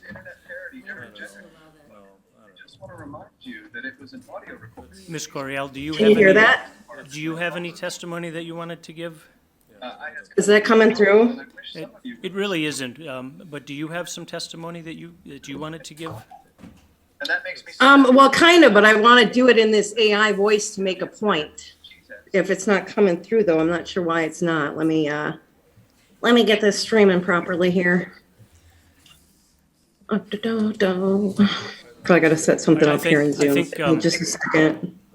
Ms. Coriel, I think if you have some comments, please just give it to us in your own voice. I think the committee is interested in that. Okay, well, I'll just read it. I was going to do it. I mean, if some of you have seen the parodies and realize what technology can do. So what I was going to have the computer say was, "Hi, it's internet parody Eric Genrich again. Look, I just want to remind you that it was an audio recording released from the Green Bay Police Department that cost Tom Monfiles his life." I'm going to let you all simmer on that for a second. If anybody remembers. And then AI has gotten pretty powerful, and I wish some people would listen to Wendy. Again, I was going to have the computer say this. It would seem anybody can be incriminated now, even if it's a lie. And that makes me sad. It's time to stop being partisan wankers and be a community of Americans and cheeseheads. That's all. Thank you, Ms. Coriel. Anybody else here? Anybody else? I'll entertain a motion to close the floor. Motion by Alder Steuer. Second. Second by I'd Alder like to to close the speak. floor. Those in favor? Aye. All right, hold that. Oh. Did somebody else on the internet say that they wanted to speak? Yes, I'd like to speak. David Vanderleest, 146 Alpine Drive. Motion to open the floor. Second. Second, motion by Alder Rex, second by Alder Steuer. To open the floor for interested parties. Those in favor? Opposed, motion carried. The floor is open. Go ahead. Name and address, please.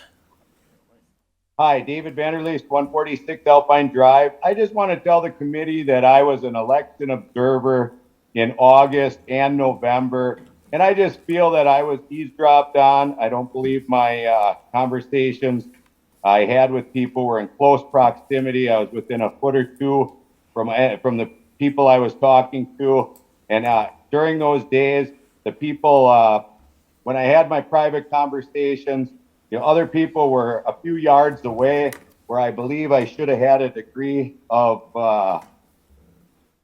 privacy, and I don't believe I had that. And as a result, I just feel that these actions, I was a victim of a Class H felony, and I just want the city to know that I believe I was a victim of a Class H felony due to this eavesdropping, and I'd like to put that on the record. And I had asked the DA and the sheriff to investigate this, and nothing has happened. So I'd like to see some of the council members or the council itself ask the DA and the sheriff to investigate this, because all of us that were eavesdropped on were victims of a Class H felony. And, there shouldn't be one of those situations where it just gets swept under the rug and we decide not to investigate it. And the people we elected to to protect us and uphold the law, I'd like to see them not keep their jerseys clean just because it's simpler. That's all I want to say. Have a good day, guys. Thanks for the work. Thank you, Mr. Vanderleest. Anybody else, Director? No? All right. Motion to close the floor by Alder Stoyer. Second by Alder Eck. Those in favor? Aye. Opposed? Motion carried. Motion carried, sorry. Do you have something to add? Okay, did you want to go first, and then we'll defer to you? Okay. Chief? Thank you. I just want to clarify something about Green Bay Police Department policy. I believe you referenced policy 334 in your comments. Yes. I would just direct everyone's attention, this is a fairly long policy and it's got a lot in it, to section 334.1, purpose and scope, paragraph 2. This policy only applies to overt marked public safety video surveillance systems operated by the police department. It does not apply to mobile audio video systems, covert audio video systems, or any other image capturing devices used by the department. So that would not be applicable in this case to activities by another department. Another department. Understood. Council President Burnett? Yeah, thank you, Chairman Weary. I know that, I think you have a motion on the floor, and based on what we just heard, that when the system was set up, that the mayor's office, including possibly the mayor himself, could review the audio recordings, or at least we're set up that way. We haven't heard with 100%, 100% certainty that the mayor has not listened to the audio recordings, or a member of his staff, his former chief of staff, or any member of his office. And so what I would, and again, I'm not saying that he has, I don't know, he's not here. If he was here, we could ask him that question very directly.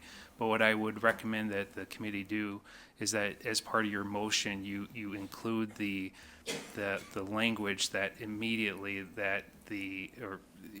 but also through the policy, that the mayor's access to the audio recordings be revoked immediately until this situation gets resolved.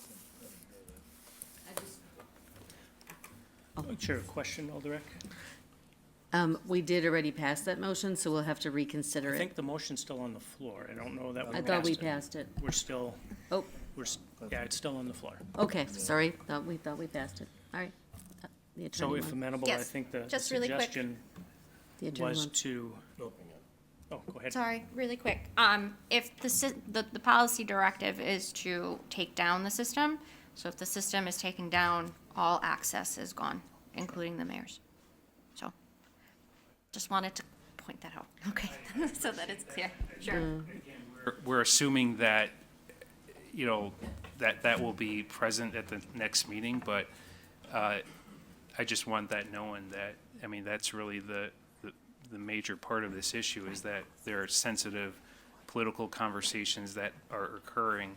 And as of right now, because until tomorrow, who knows if the judge determines that the devices could still stay in place, that the mayor, for, at least several days could have access to the recordings. And I think that no elected official should have that much power that they could have access, not that he has reviewed audio recording, but any elected leader should never have the ability to listen in on audio recordings of their constituency.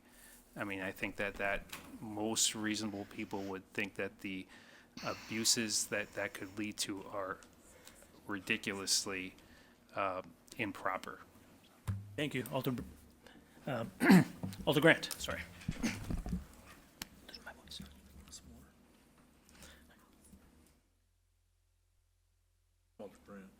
Alder Grant, sorry. Oh, with, question about having access, I know a lot of systems record or have a history of who logs in and when and how often. Is that something we have with this system?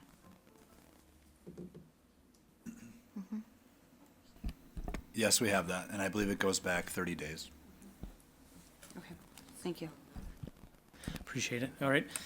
I'm just have a few on my item agenda here to clear up, and I think the answer is probably going to be the same for a few of them. Provide any and all notifications, text messages, emails provided to anyone regarding the audio surveillance. I'm probably going to get the answer about the lawsuit on that one, perhaps, or I know I have an open records request that you're working on. Right, that's all subject to the records request, so we're Okay. working on gathering all that information for Appreciate you. it. Thank Yep. you.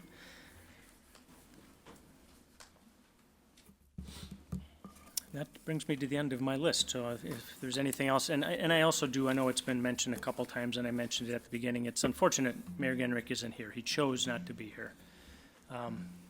He could look us in the eye tonight and say, hey, this wasn't meant for the public, any of you, wasn't meant for any of that. He could be here tonight, eye to eye, telling us that as a true leader of the city would. Instead, he chose the coward's way, and that's unfortunate. So we have a motion on the floor. Is there any other discussion? Could you just repeat the motion back? Don't we have to adjust it, though? If you want to. Before you adjust it, I do want to clarify that we're going to fall into that same spiral of the fact that council doesn't have the authority to pass a direct, to do a directive. You can create a policy. So while I appreciate the concern about having that access in place, depending, what happens with the TRO tomorrow, unfortunately, there isn't authority, and at a committee level, there isn't authority to direct that either Well, way. And if we but- could hear the motion first before we discuss Sure, its merits. I just wanted to address what Alder Brunett's Oh, sure. modification was before you Perfect. move Thank you. forward. Yeah, absolutely. Let me get the motion out. So that motion went back and forth several times, I guess. Thank you Just for to make following. sure that it's clarified, I would defer to Attorney Bunger to clarify the motion. Sure. You're taking written minutes? Transcribing. So my understanding is that the motion is to direct staff to create a policy to remove all audio, audio recording systems on all city property or just City Hall? Probably City Hall. City Hall, City Hall. okay? And to amend any ordinances necessary to effectuate said policy.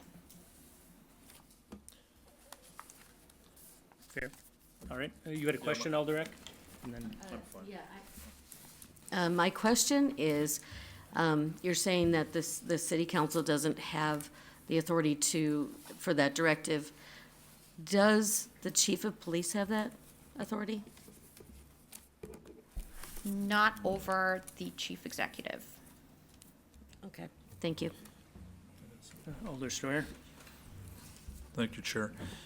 I think initially when I made that motion, I kind of knew that there would be a little bit of tweaking going on with it. But, with that being said, I think it was more of a statement, I think, of the feeling that a lot of the council members have. Even if it doesn't go through, I think it more or less states our feeling and our opinion of how we feel about this whole situation. So I kind of figured that it might get tweaked a little bit, but if I could keep that original motion, I would, but I will defer to the fact that we might not be able to do anything because of the litigation. So the reason I did it initially was because of the way I felt, so. Well, if I could, the motion we have is to actually end the surveillance, it's just to have staff do the things behind the scenes to enact that. Because I didn't hear that whole part. I thought Yeah. that I would like to keep that in there. That is, Okay. we're, To, remove and the to listening devices. destroy whatever recordings we have. Is that what you wanted in there, the destroy? Oh, I see. So staff to create policy, amend ordinance to effectuate said policy, and to destroy any recordings until the litigation matter has been resolved. Until after it has been resolved. Yes? 3 parts. All right, fair enough, thank you. No, they have to hold it because of the lawsuit. It has to be held because of the lawsuit, right? That's Yes, there's why- there's a litigation hold, so any recordings, so as Chief Halls indicated, our retention period is only 120 days. So we only have 120 days worth, so it definitely doesn't go all the way back. But whatever we currently have, we have to retain due to the litigation, to preserve all the evidence. Alder Stoyer? Attorney Bungert, with that being said, it's going to take time for all this to happen. So while that's happening, recordings will still be going on? Correct, yes. Okay. So it could be, Well, depending on Till Tuesday. dependency, Till or Tuesday. depending on the Depending on result what of the happens. TRO Okay. tomorrow, correct? All right, Because I that's just- the subject is, right, the TRO is requesting the removal of those systems as okay. well. Mhm. Thank you. That's Yep. what yeah. All right, I appreciate it. And I'm really not going to apologize, but you can understand there's a high level of distrust between the council, Mayor Genrick, and unfortunately the legal staff. So when we double question things and we'll seek clarification, it's for a good reason. Alder Grant? Apologize, I just have a question. Does it make sense to almost have 2 different motions? Because if it's deemed legal by the state, as a council, if we want power over that policy, that may not change how we feel as a council. So destroying the past recordings, depending on tomorrow, I guess my question is, whether it's deemed legal or not, do we still want that power of a council? That's a policy we want to control, not the mayor. So should it be 2 separate policies about destroying? So the destroying part is not contingent on what, so essentially, Alder Stoyer would like to destroy what we currently have, but not until the litigation resolved, and it's not gonna be resolved tomorrow. Right, but if we vote on Tuesday, yes, the recordings could stop Tuesday then? Yes. I just, Correct, you said yes. contingent on litigation, and I didn't It's want just the the devices destruction. to be held up. Correct, on the litigation. destruction Okay. of the current recordings wouldn't be destroyed until the litigation was Okay. resolved, but Tuesday you can still effectuate the policy and stop the Deactivate. recordings, if they're Okay. not already stopped by the TRO tomorrow. Perfect, okay, thank you. Thank you. Anybody else here wishing to comment? Any other council members? All right, the motion on the floor, and there's a second. Those in favor? Aye. Opposed? That motion carries 4-0. I do have one other request that was at the beginning of my request here, to create a broad surveillance ordinance or policy. That does fall under protection and policy. We can't create that here. So if you don't mind, I have a motion to refer that to protection and policy to explore the creation of a broad surveillance ordinance and/or policy. Is that a communication or? That is my, I'm referring that part to their committee. Is there a second to that? There's a second by Alder. Oh, I know. I was just getting the second down before we discussed it. Thank you, Chairman Weary. I mean, I'm not going to tell the committee what to do. Make your own minds up, but that's where I think you could add language with strict guidelines on who can access any surveillance or recordings or something like. I think if even we can at video least get it recordings. over there, Right. then we can craft it. Gotcha. Thank Yeah. you. Under the watchful eye of our P&P. Yeah. All right, any discussion on that? Those in favor? Opposed? Motion carried. Any other questions on this item? No? All right. Should we take a 2-minute break? We're gonna take a 5-minute break here. We have some, Yeah. thank you, staff, for being here. Yeah.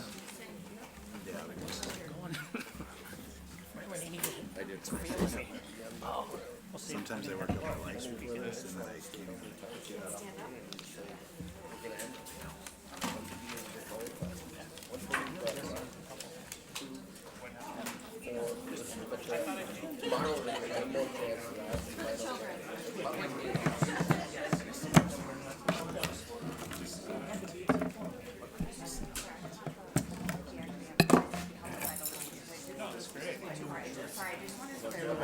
You don't want the media. Every now and then I see some surprises.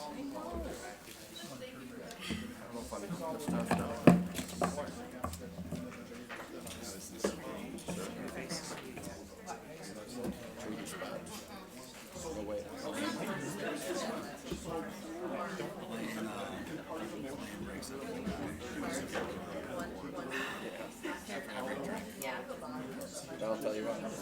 So, I don't know if I'm more upset now than I was before. I know. I mean,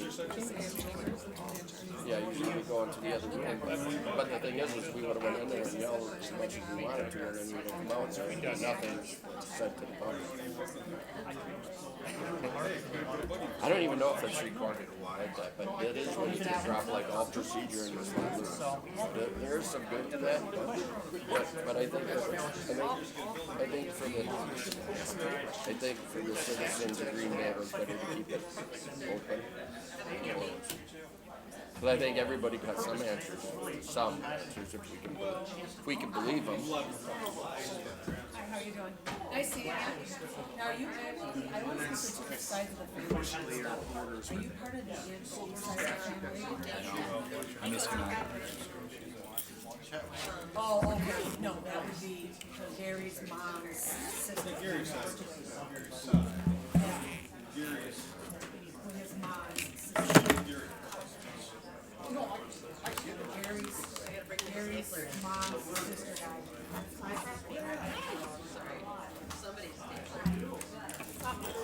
Gary's mom. I don't understand why.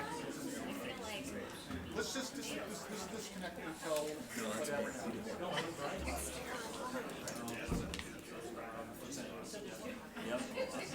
Why does anything? It's an election.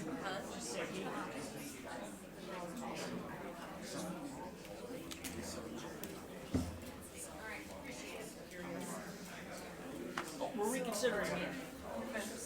Oh, no, you're like, no, you're not. It's a terrible political decision. This rate is recording.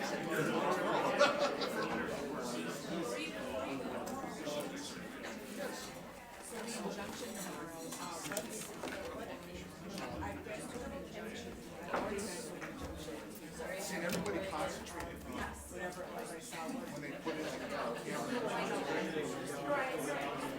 What about downstairs? When they put it downstairs,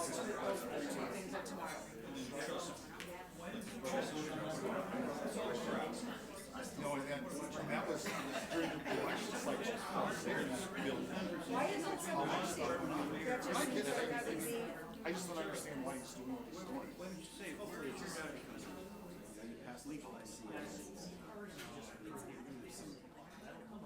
We can't do permit. And that's the meeting is about 45 minutes from now.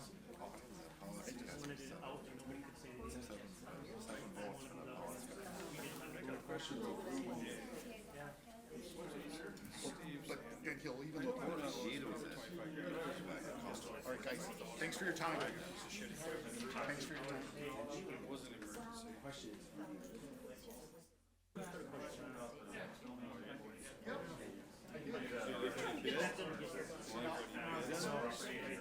Is it buddy? You getting a check in there? Somebody told me. I got a lot of questions. You can go on the government surplus, Wisconsin government surplus auction process, buy a grader cheaper than that stupid transmission fix. And even if it's on the auction, you can have it taken off at other municipalities. GSA auction, wherever there's a GSA auction. And plus, I'm actually bidding on it. I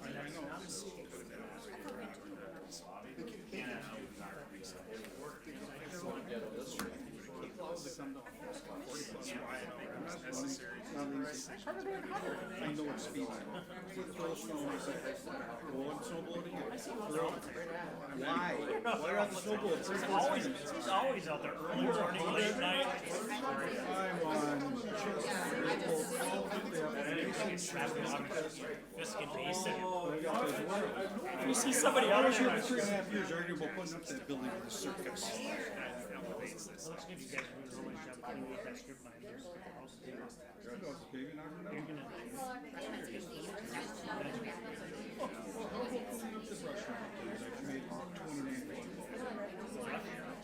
Fresh part from the tree. Well, no, he's too busy overbidding on graders. Well, no, What a crock of shit that is. And I Yeah, said- right. What is that crap show? I'd like If to I get were some chair of quotes. that committee, I'd like to get some bids on that, see what it should cost, and For let's my see the difference between ours. For my committee, I would definitely. I got overruled. What a bunch of baloney. You see the sign?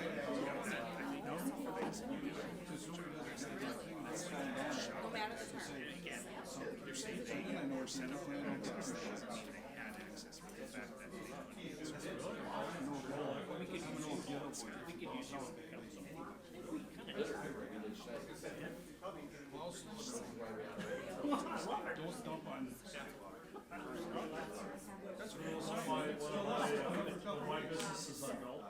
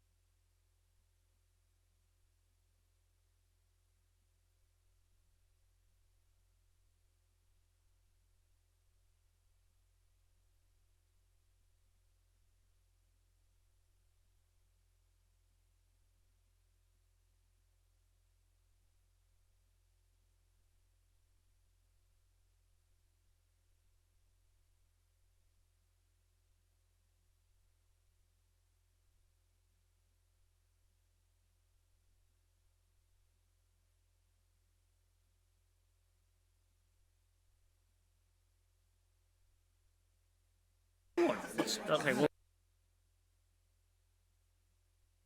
I didn't even get to use this very much. I feel sad. Well, have fun with the rest of You know, if I was, Axe if throwing. my name was Mark, I'd put Mark and then Hammer. You should have just stuck with your original motion. I thought Well, it was perfect. I came, well, yeah, I know, but. It goes to council All right. next week, and if they need to hold it, they can hold it. Hey, Well, tomorrow. Just get I a just wanna make you a precedent. little proud of me, just a little bit, that's all I ask, just a little bit. Yeah. All right, let's All right, get this back. Why does this so big here? Why is, Did our legal staff leave? Because You got quite they're the, gone, because they don't have any. quite the thick, report to read, They're going home going, why am I here? You know, they're just, and a few amendments. I don't know. Okay, because You gotta wonder why. Do you have some more I stuff? had some things brought up to me. Yeah, Oh, you did. pile on the pile. Well, write them down, write them down. sorry, I'm just rejoining the meeting. See that? And also put things on FOIA requests.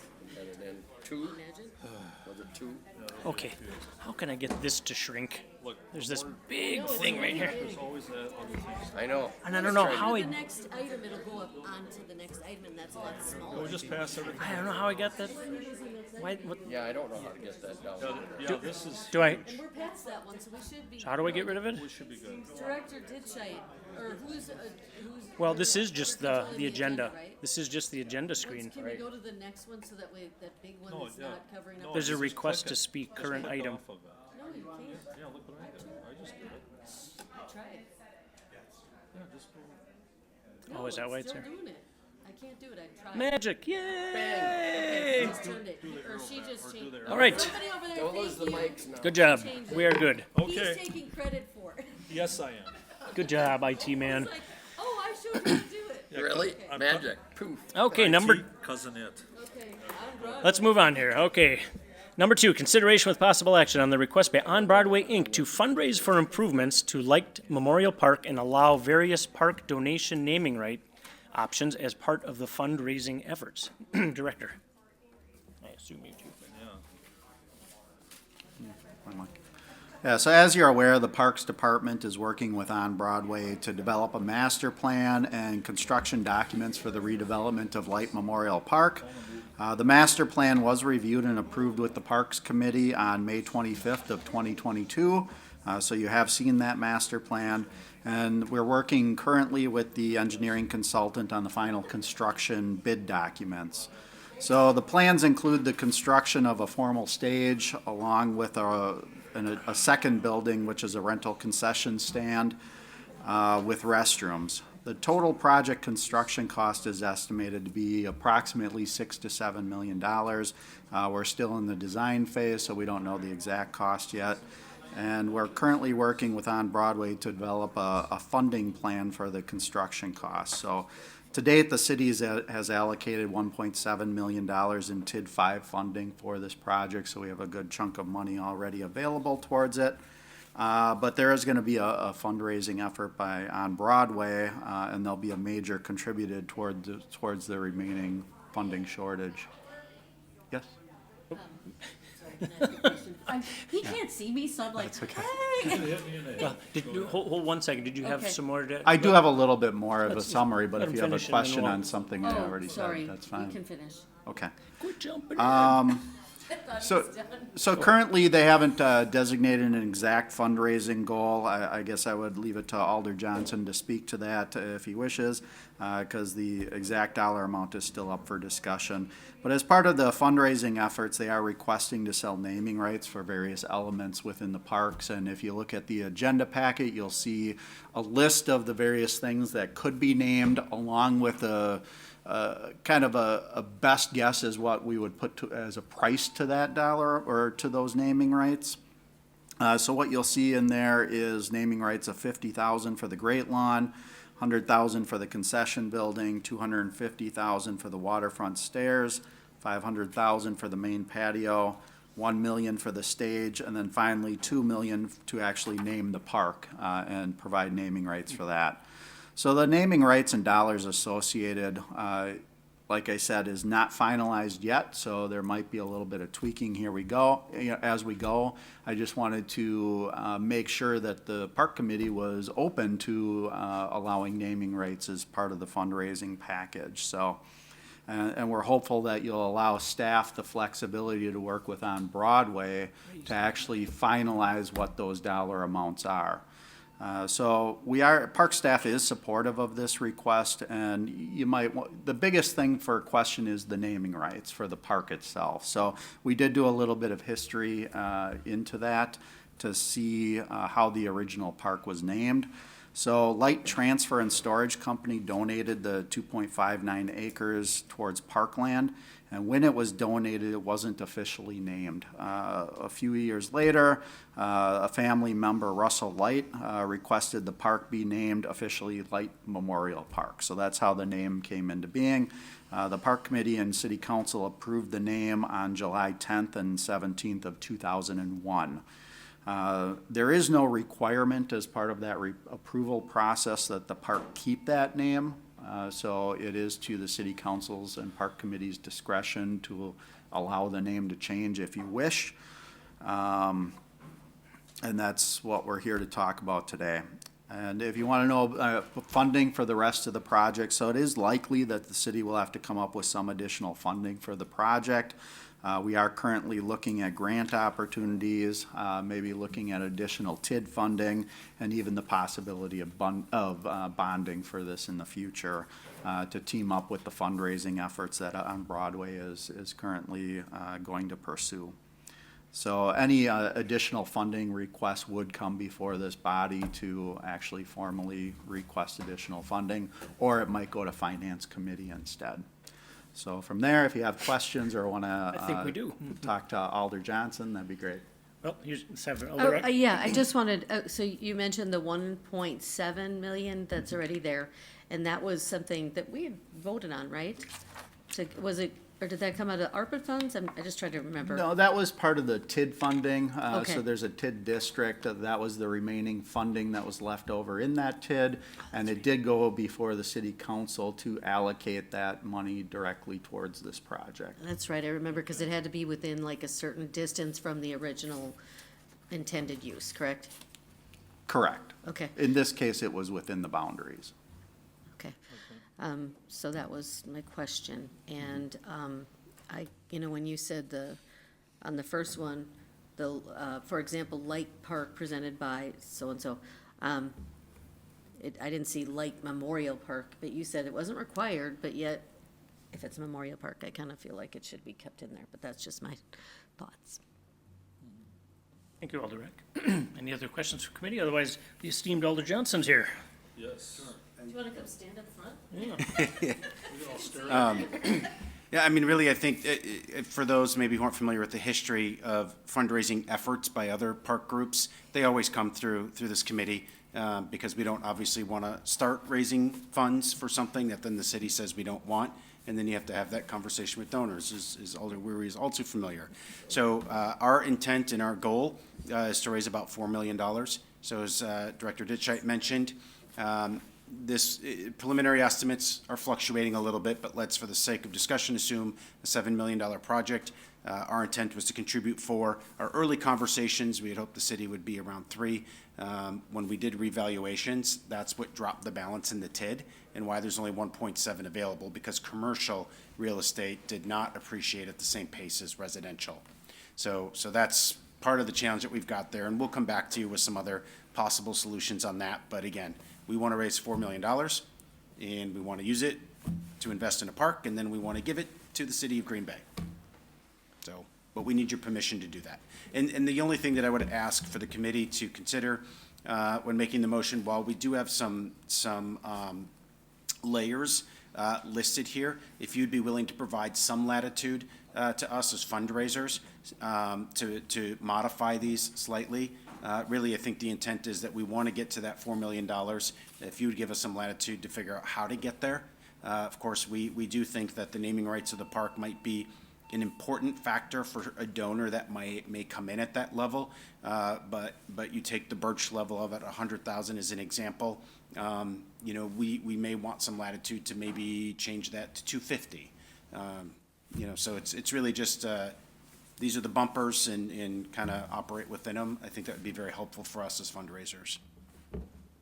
Any questions from the committee? Alder Strayer? Alder Johnson, thank you for coming in on this, and I know you're pretty excited about this project. I know you're maybe a little disappointed, maybe, TIF isn't as high as you'd like, but with that being said, do you feel fairly confident that fundraising abilities will come forward? You feel good about that? Yeah, we've had a number of preliminary conversations, and there is excitement for this project amongst family foundations. Okay. Just because anything that's related to parks and families and kids tends to score well with their giving priorities.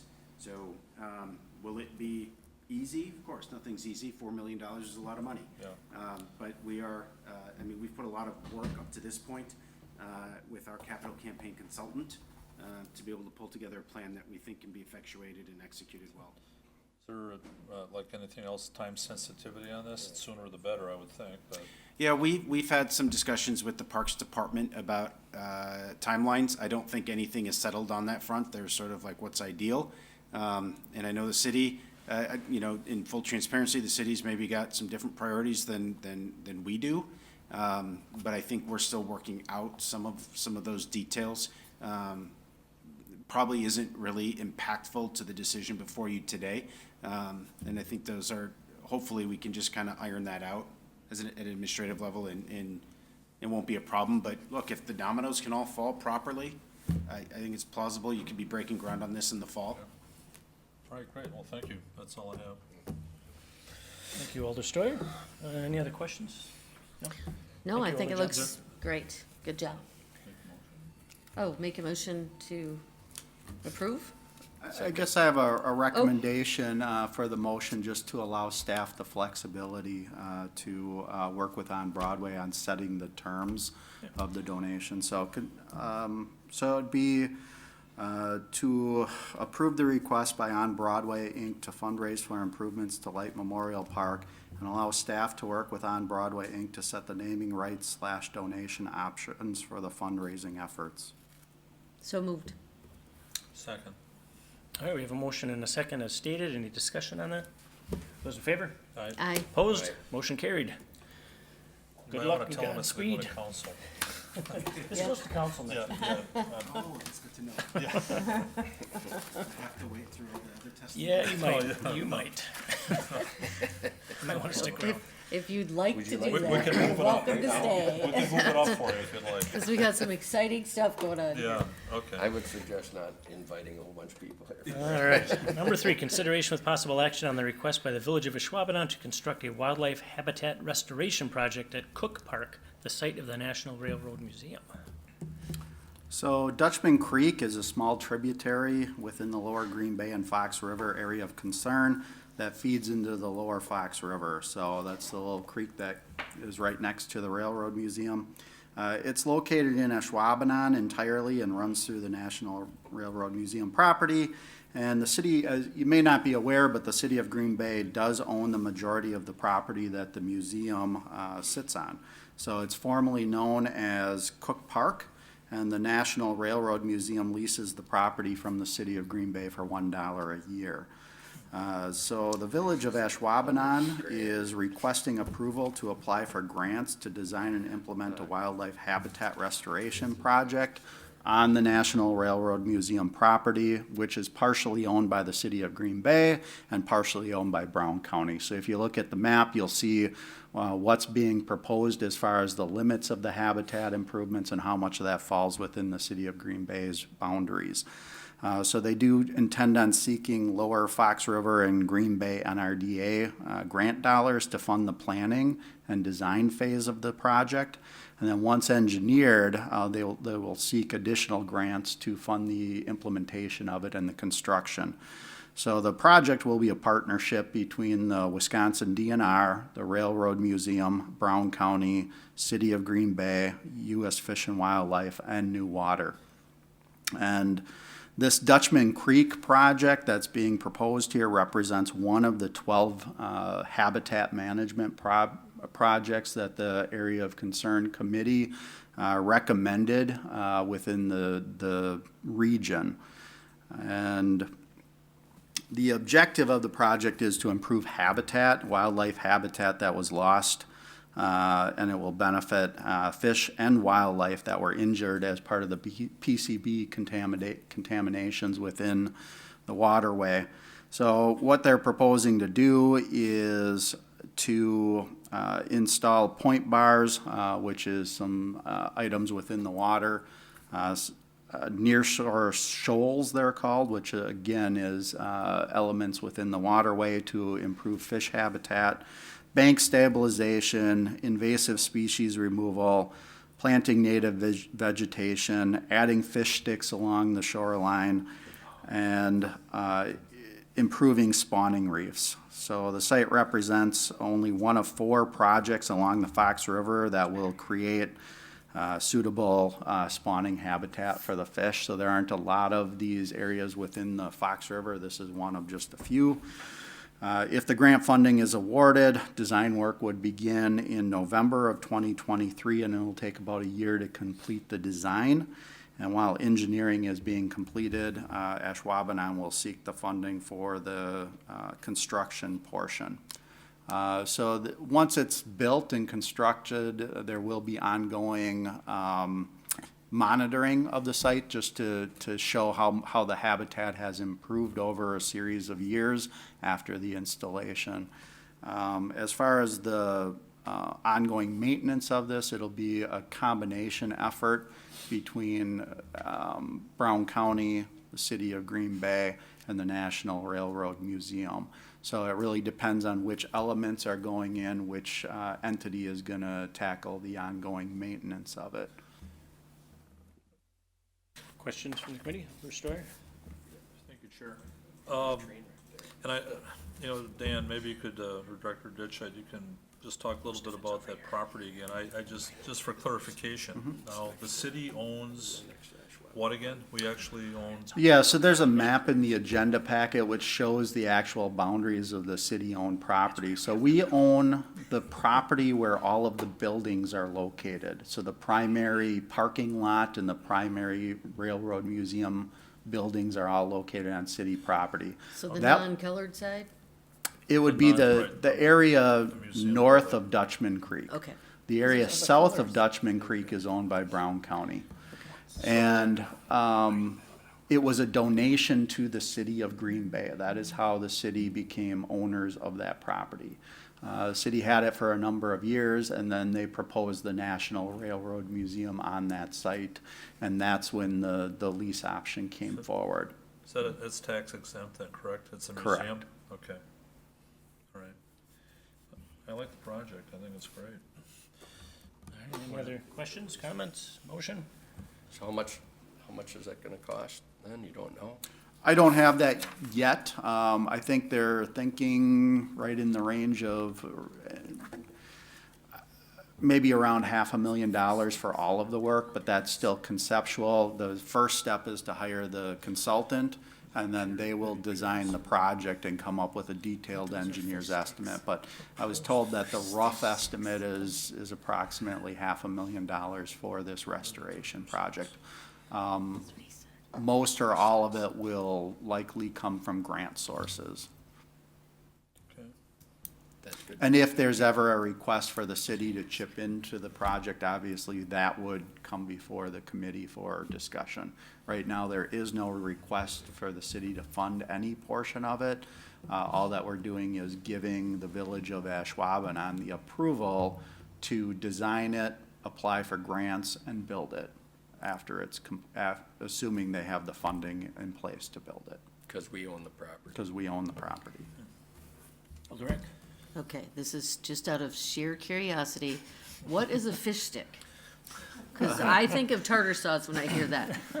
A fish stick is, in essence, a tree you cut down and you place it in the waterway and you secure it down to the, in this case, they're gonna secure it to the shoreline edge so that it doesn't float away in ice conditions and wave conditions. So it'll be permanently affixed to the shoreline, and that just provides additional fish habitat for spawning purposes. I like the Okay. tartar sauce better. Yeah, tartar sauce. Anyway. Okay, thank you. Yep. Thank you. Any other questions, comments? Entertain a motion. Motion. Motion to approve. Motion to approve by Alderich. Is there a second? Second. Second by Alder Stoyer. Questions? Those in favor? Aye. Opposed? That motion carried. And we are on Number four. number 4. Consideration with possible action on the request by the Mather Heights Neighborhood Association to install an art mural at Mather Heights Park. So the Mather Heights Neighborhood Association received a neighborhood mini grant through the city to create and install an art mural to be placed at the park. Park staff did meet with the association on site and selected the final location for the artwork, and you'll see that info in the agenda packet along with the selected piece of art. So it will be placed on the outside wall of the wading pool shed, so it'll be in a very visible location. Students at the nearby school will paint it as part of a school project, so they'll paint it at the school on large wood panels. Then they'll deliver it to the park shop, and park employees will install it on the shed. The artwork design has already been reviewed and approved by the Green Bay Arts Commission, so that's not something that we're asking your committee to approve the artwork itself.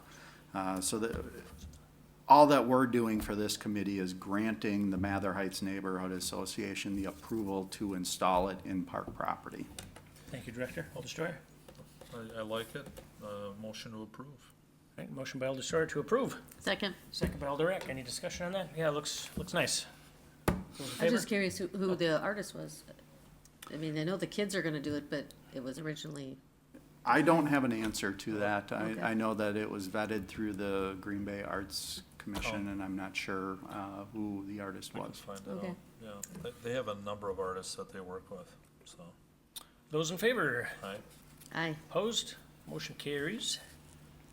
Number 5, consideration of possible action on the request by the Green Bay School District to replace the running track and install discus and shot put areas at Edison.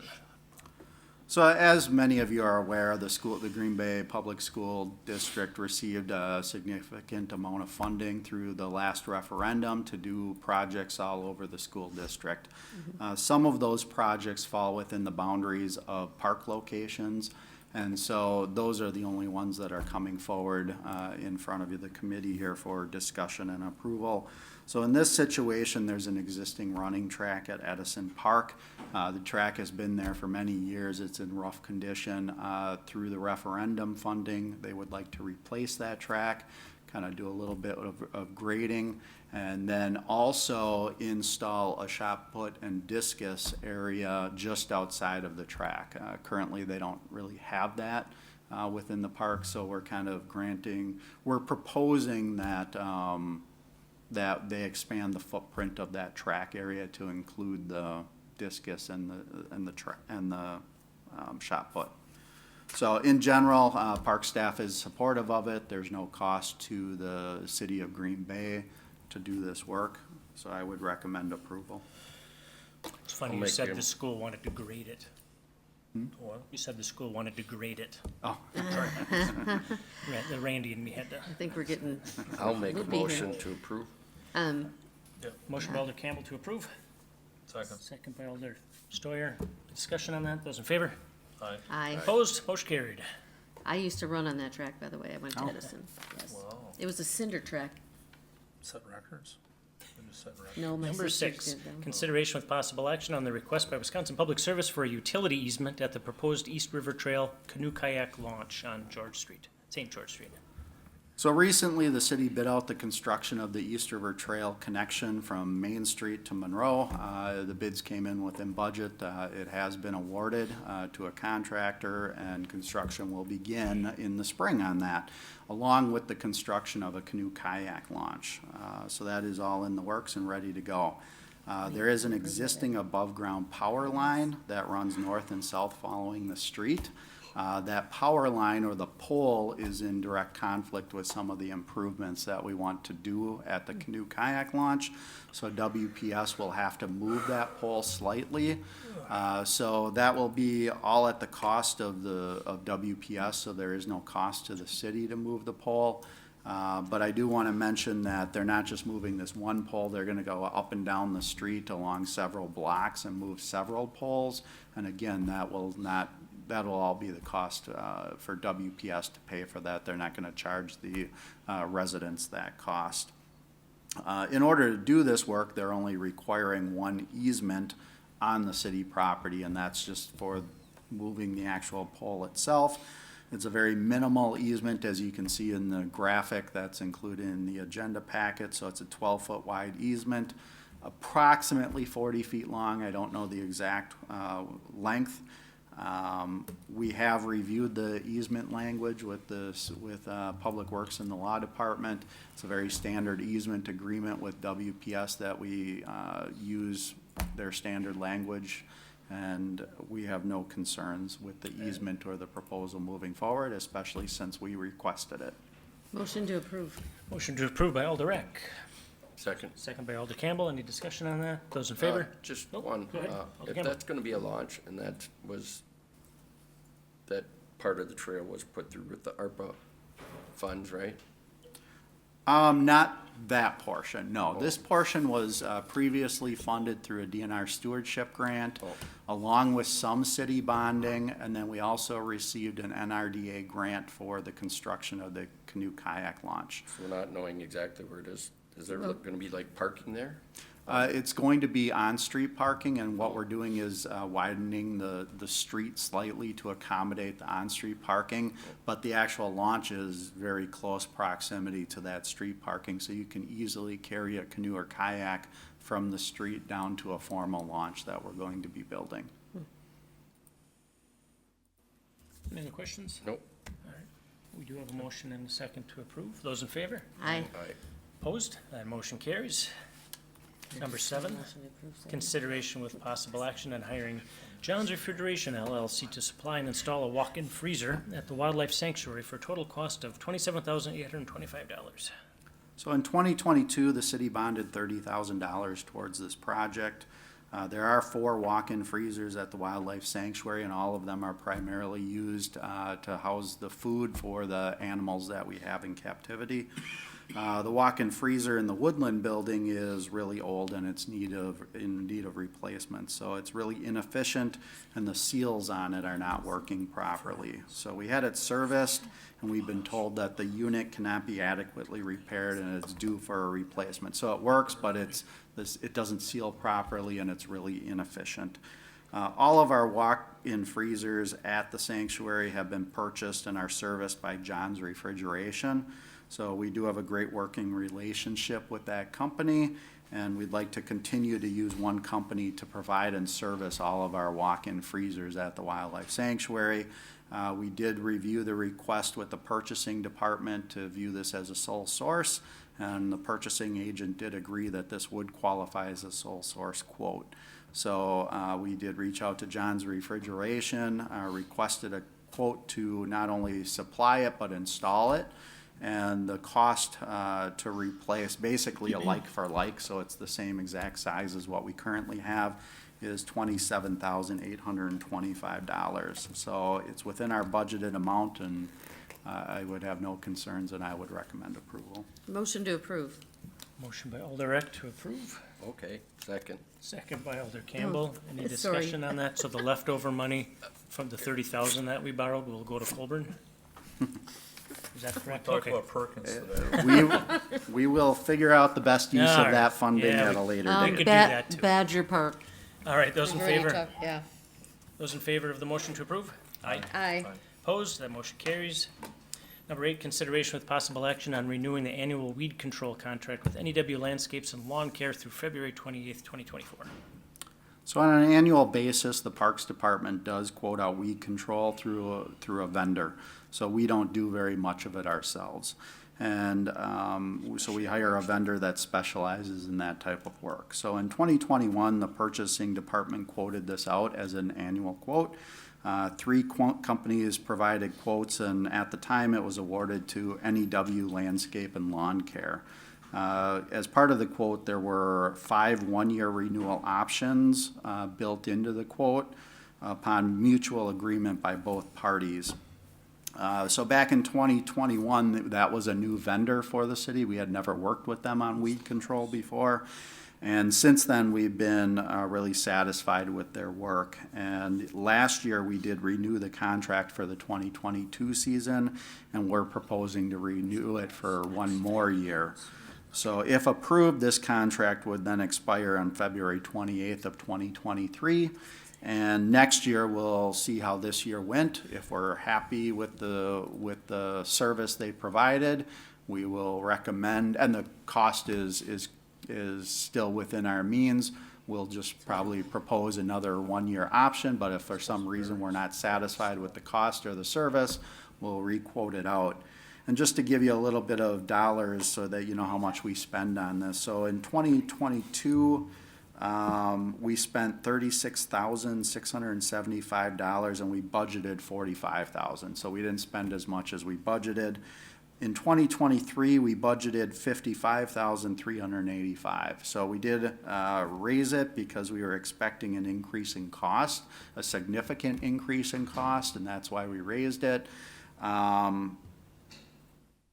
Now, what this quote entailed is only a 3% cost increase. So, you know, we feel that we won't even come close to hitting our budget. And we only pay for the amount of chemicals and the areas that we treat. So it's not a lump sum we pay them, we just pay them for the work that they do. So if we do get to a point where we, you know, start hitting our budget, and if it looks like we're gonna max out, then we'll obviously pull back and do less weed control in the parks. But like I said, because this quote only included a 3% raise, we're pretty confident that we won't hit our $55,000 budget. Alder Schreier.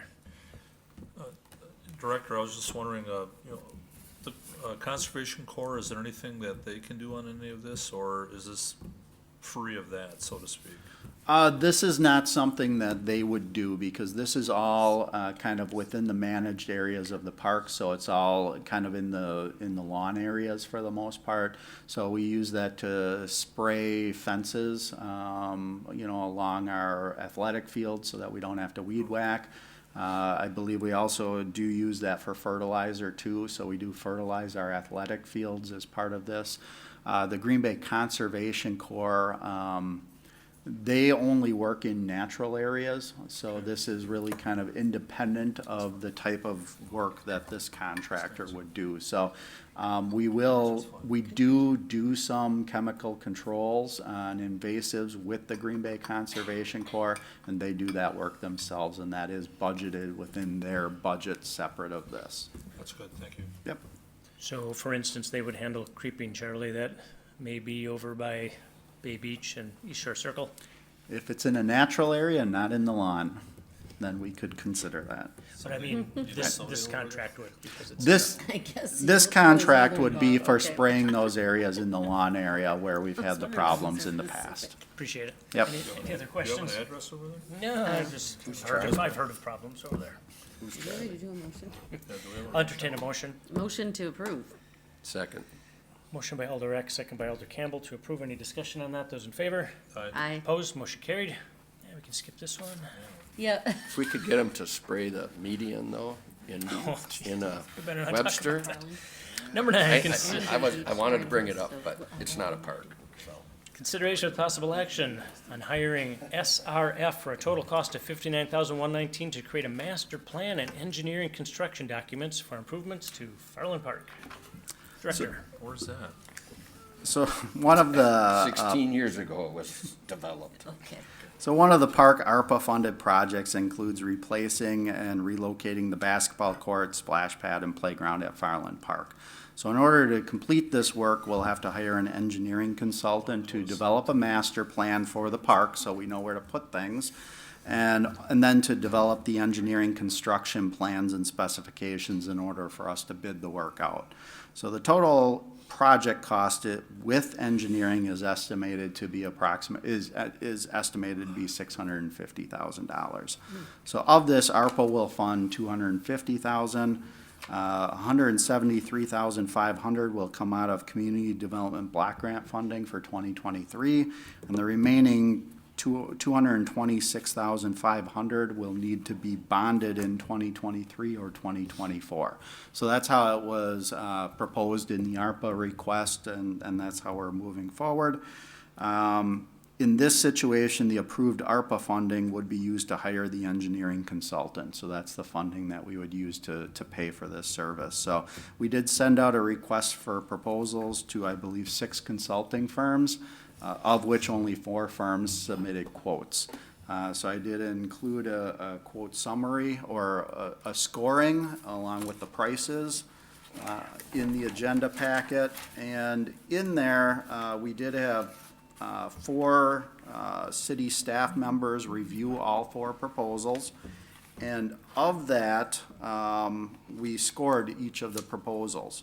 The top 2 candidates that were selected by points was Ayers and Associates and SRF.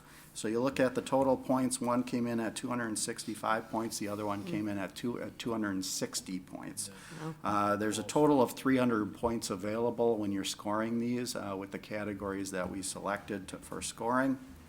And as we discuss this as a staff, which one do we recommend moving forward? Typically, we would recommend whichever consulting firm had the most points, and in this case would be Ayers. But if you'll take a look at these scores, it was not an obvious choice to the candidates that reviewed it. 2 of the candidates scored the top 2 scoring ones as a tie. One of them scored Ayers as the highest, and the other one scored scored SRF as the highest. So it was really up for debate with the committee itself which one to go with. So in this situation, in my opinion, as the Parks Director, it made the most sense to me because we had such a split vote and the scores were in essence a tie. It came down to the cost of the proposal. So I am recommending we go with SRF for a total cost of $59,119. And I don't know if anyone has any questions in regards to that. Have they done projects for us before, SRF? We have never worked with SRF before, but they have contacted us in the past with and requested to be included in requests for proposals. So, Questions from the committee?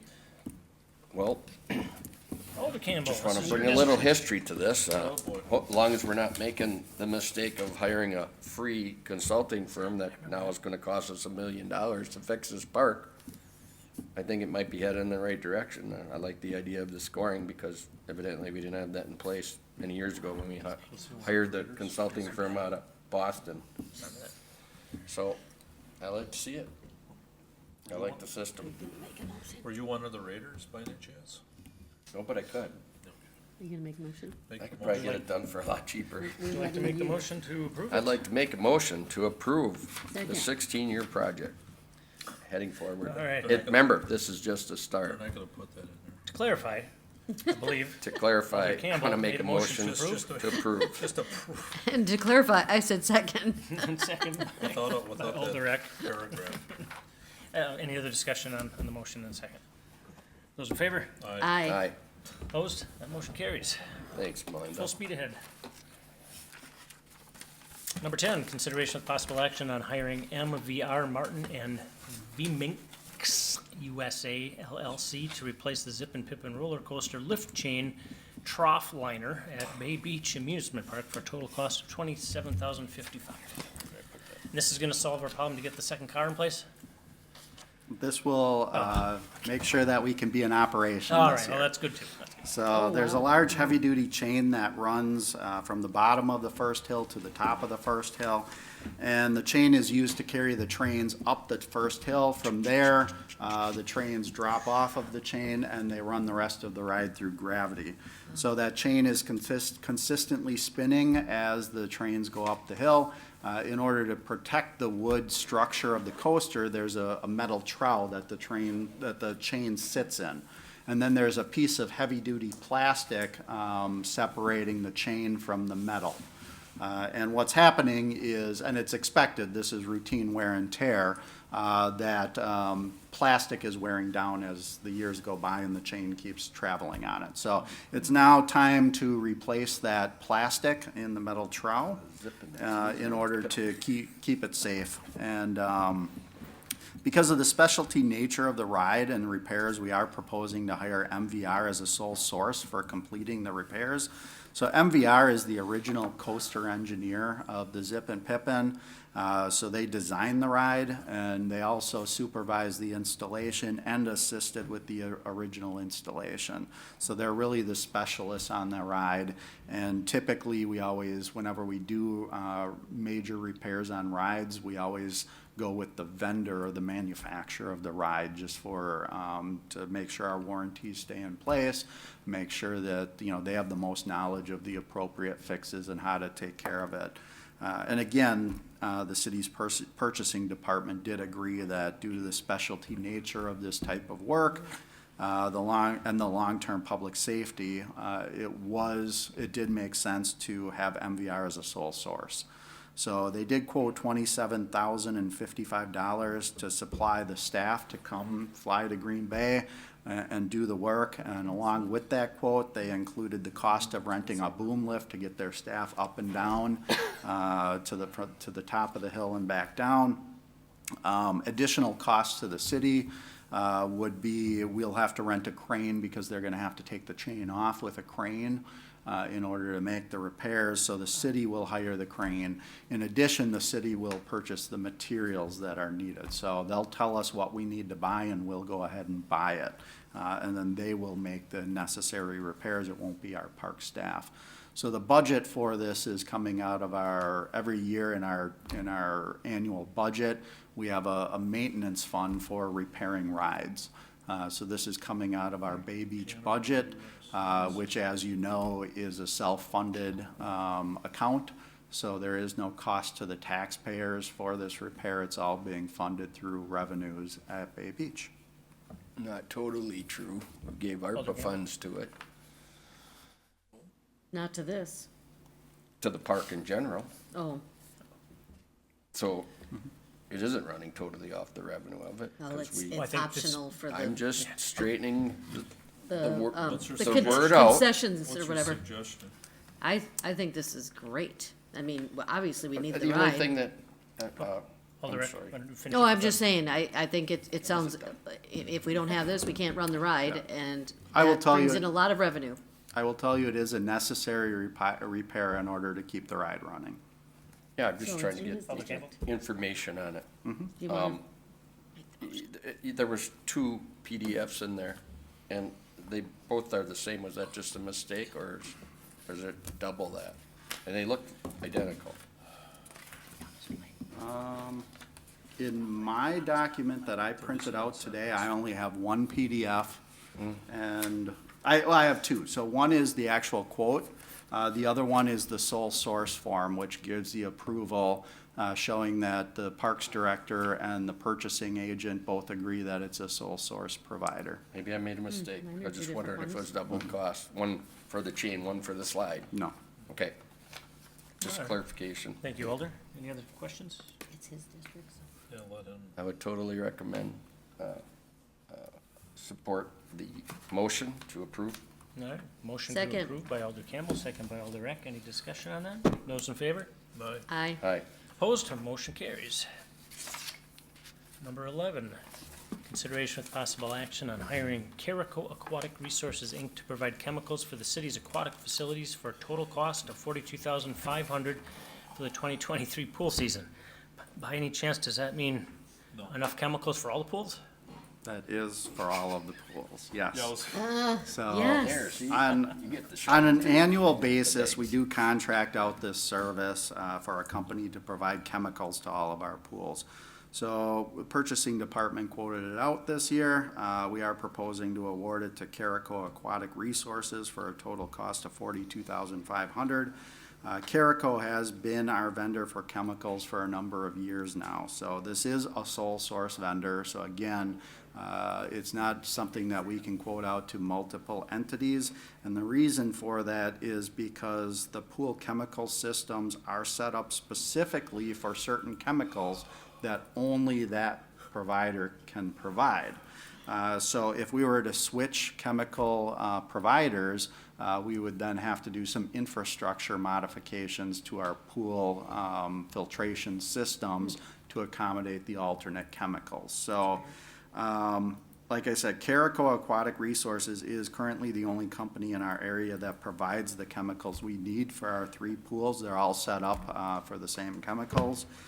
And we would have to change over our feed systems in order to make the change, which at this point, we don't feel it's in the city's best interest to do that, because we are satisfied with the service this company has provided for the last number of years. Not only will they supply the chemicals, but they do also help troubleshoot chemical problems, along with other miscellaneous pool issues that come up whenever we're running pools. And the nice thing about this vendor is they're local, so they're very responsive when we have an issue. They're out there and very willing to help. They've been proven very dependable and reliable, and I really see no reason why we wouldn't extend this contract and award it for another year.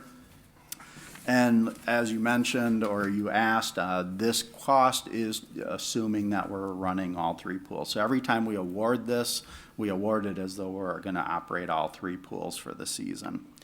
So if there is a decision to only open 2 pools or open, 1 pool for just a certain portion of time and open the other pools full-time, there would be a savings in this. Again, it's not a lump sum payment. We pay them by the amount of chemicals we use. And so our estimates fall into what we feel we'll need if we operate all 3 pools for the entire season.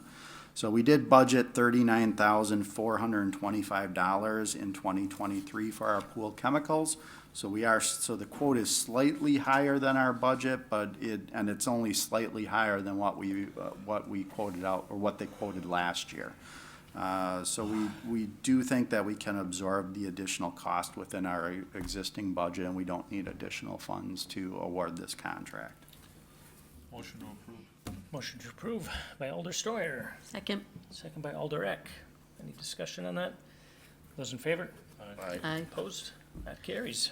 Can I ask, what are the chances of them being open, all 3? That's actually, I was gonna ask that too, but the next one is director's report, so. Yeah, well, we'll perfect find that place out, yeah. I did read get through the- the And Anne's here, so she's smiling, I hope.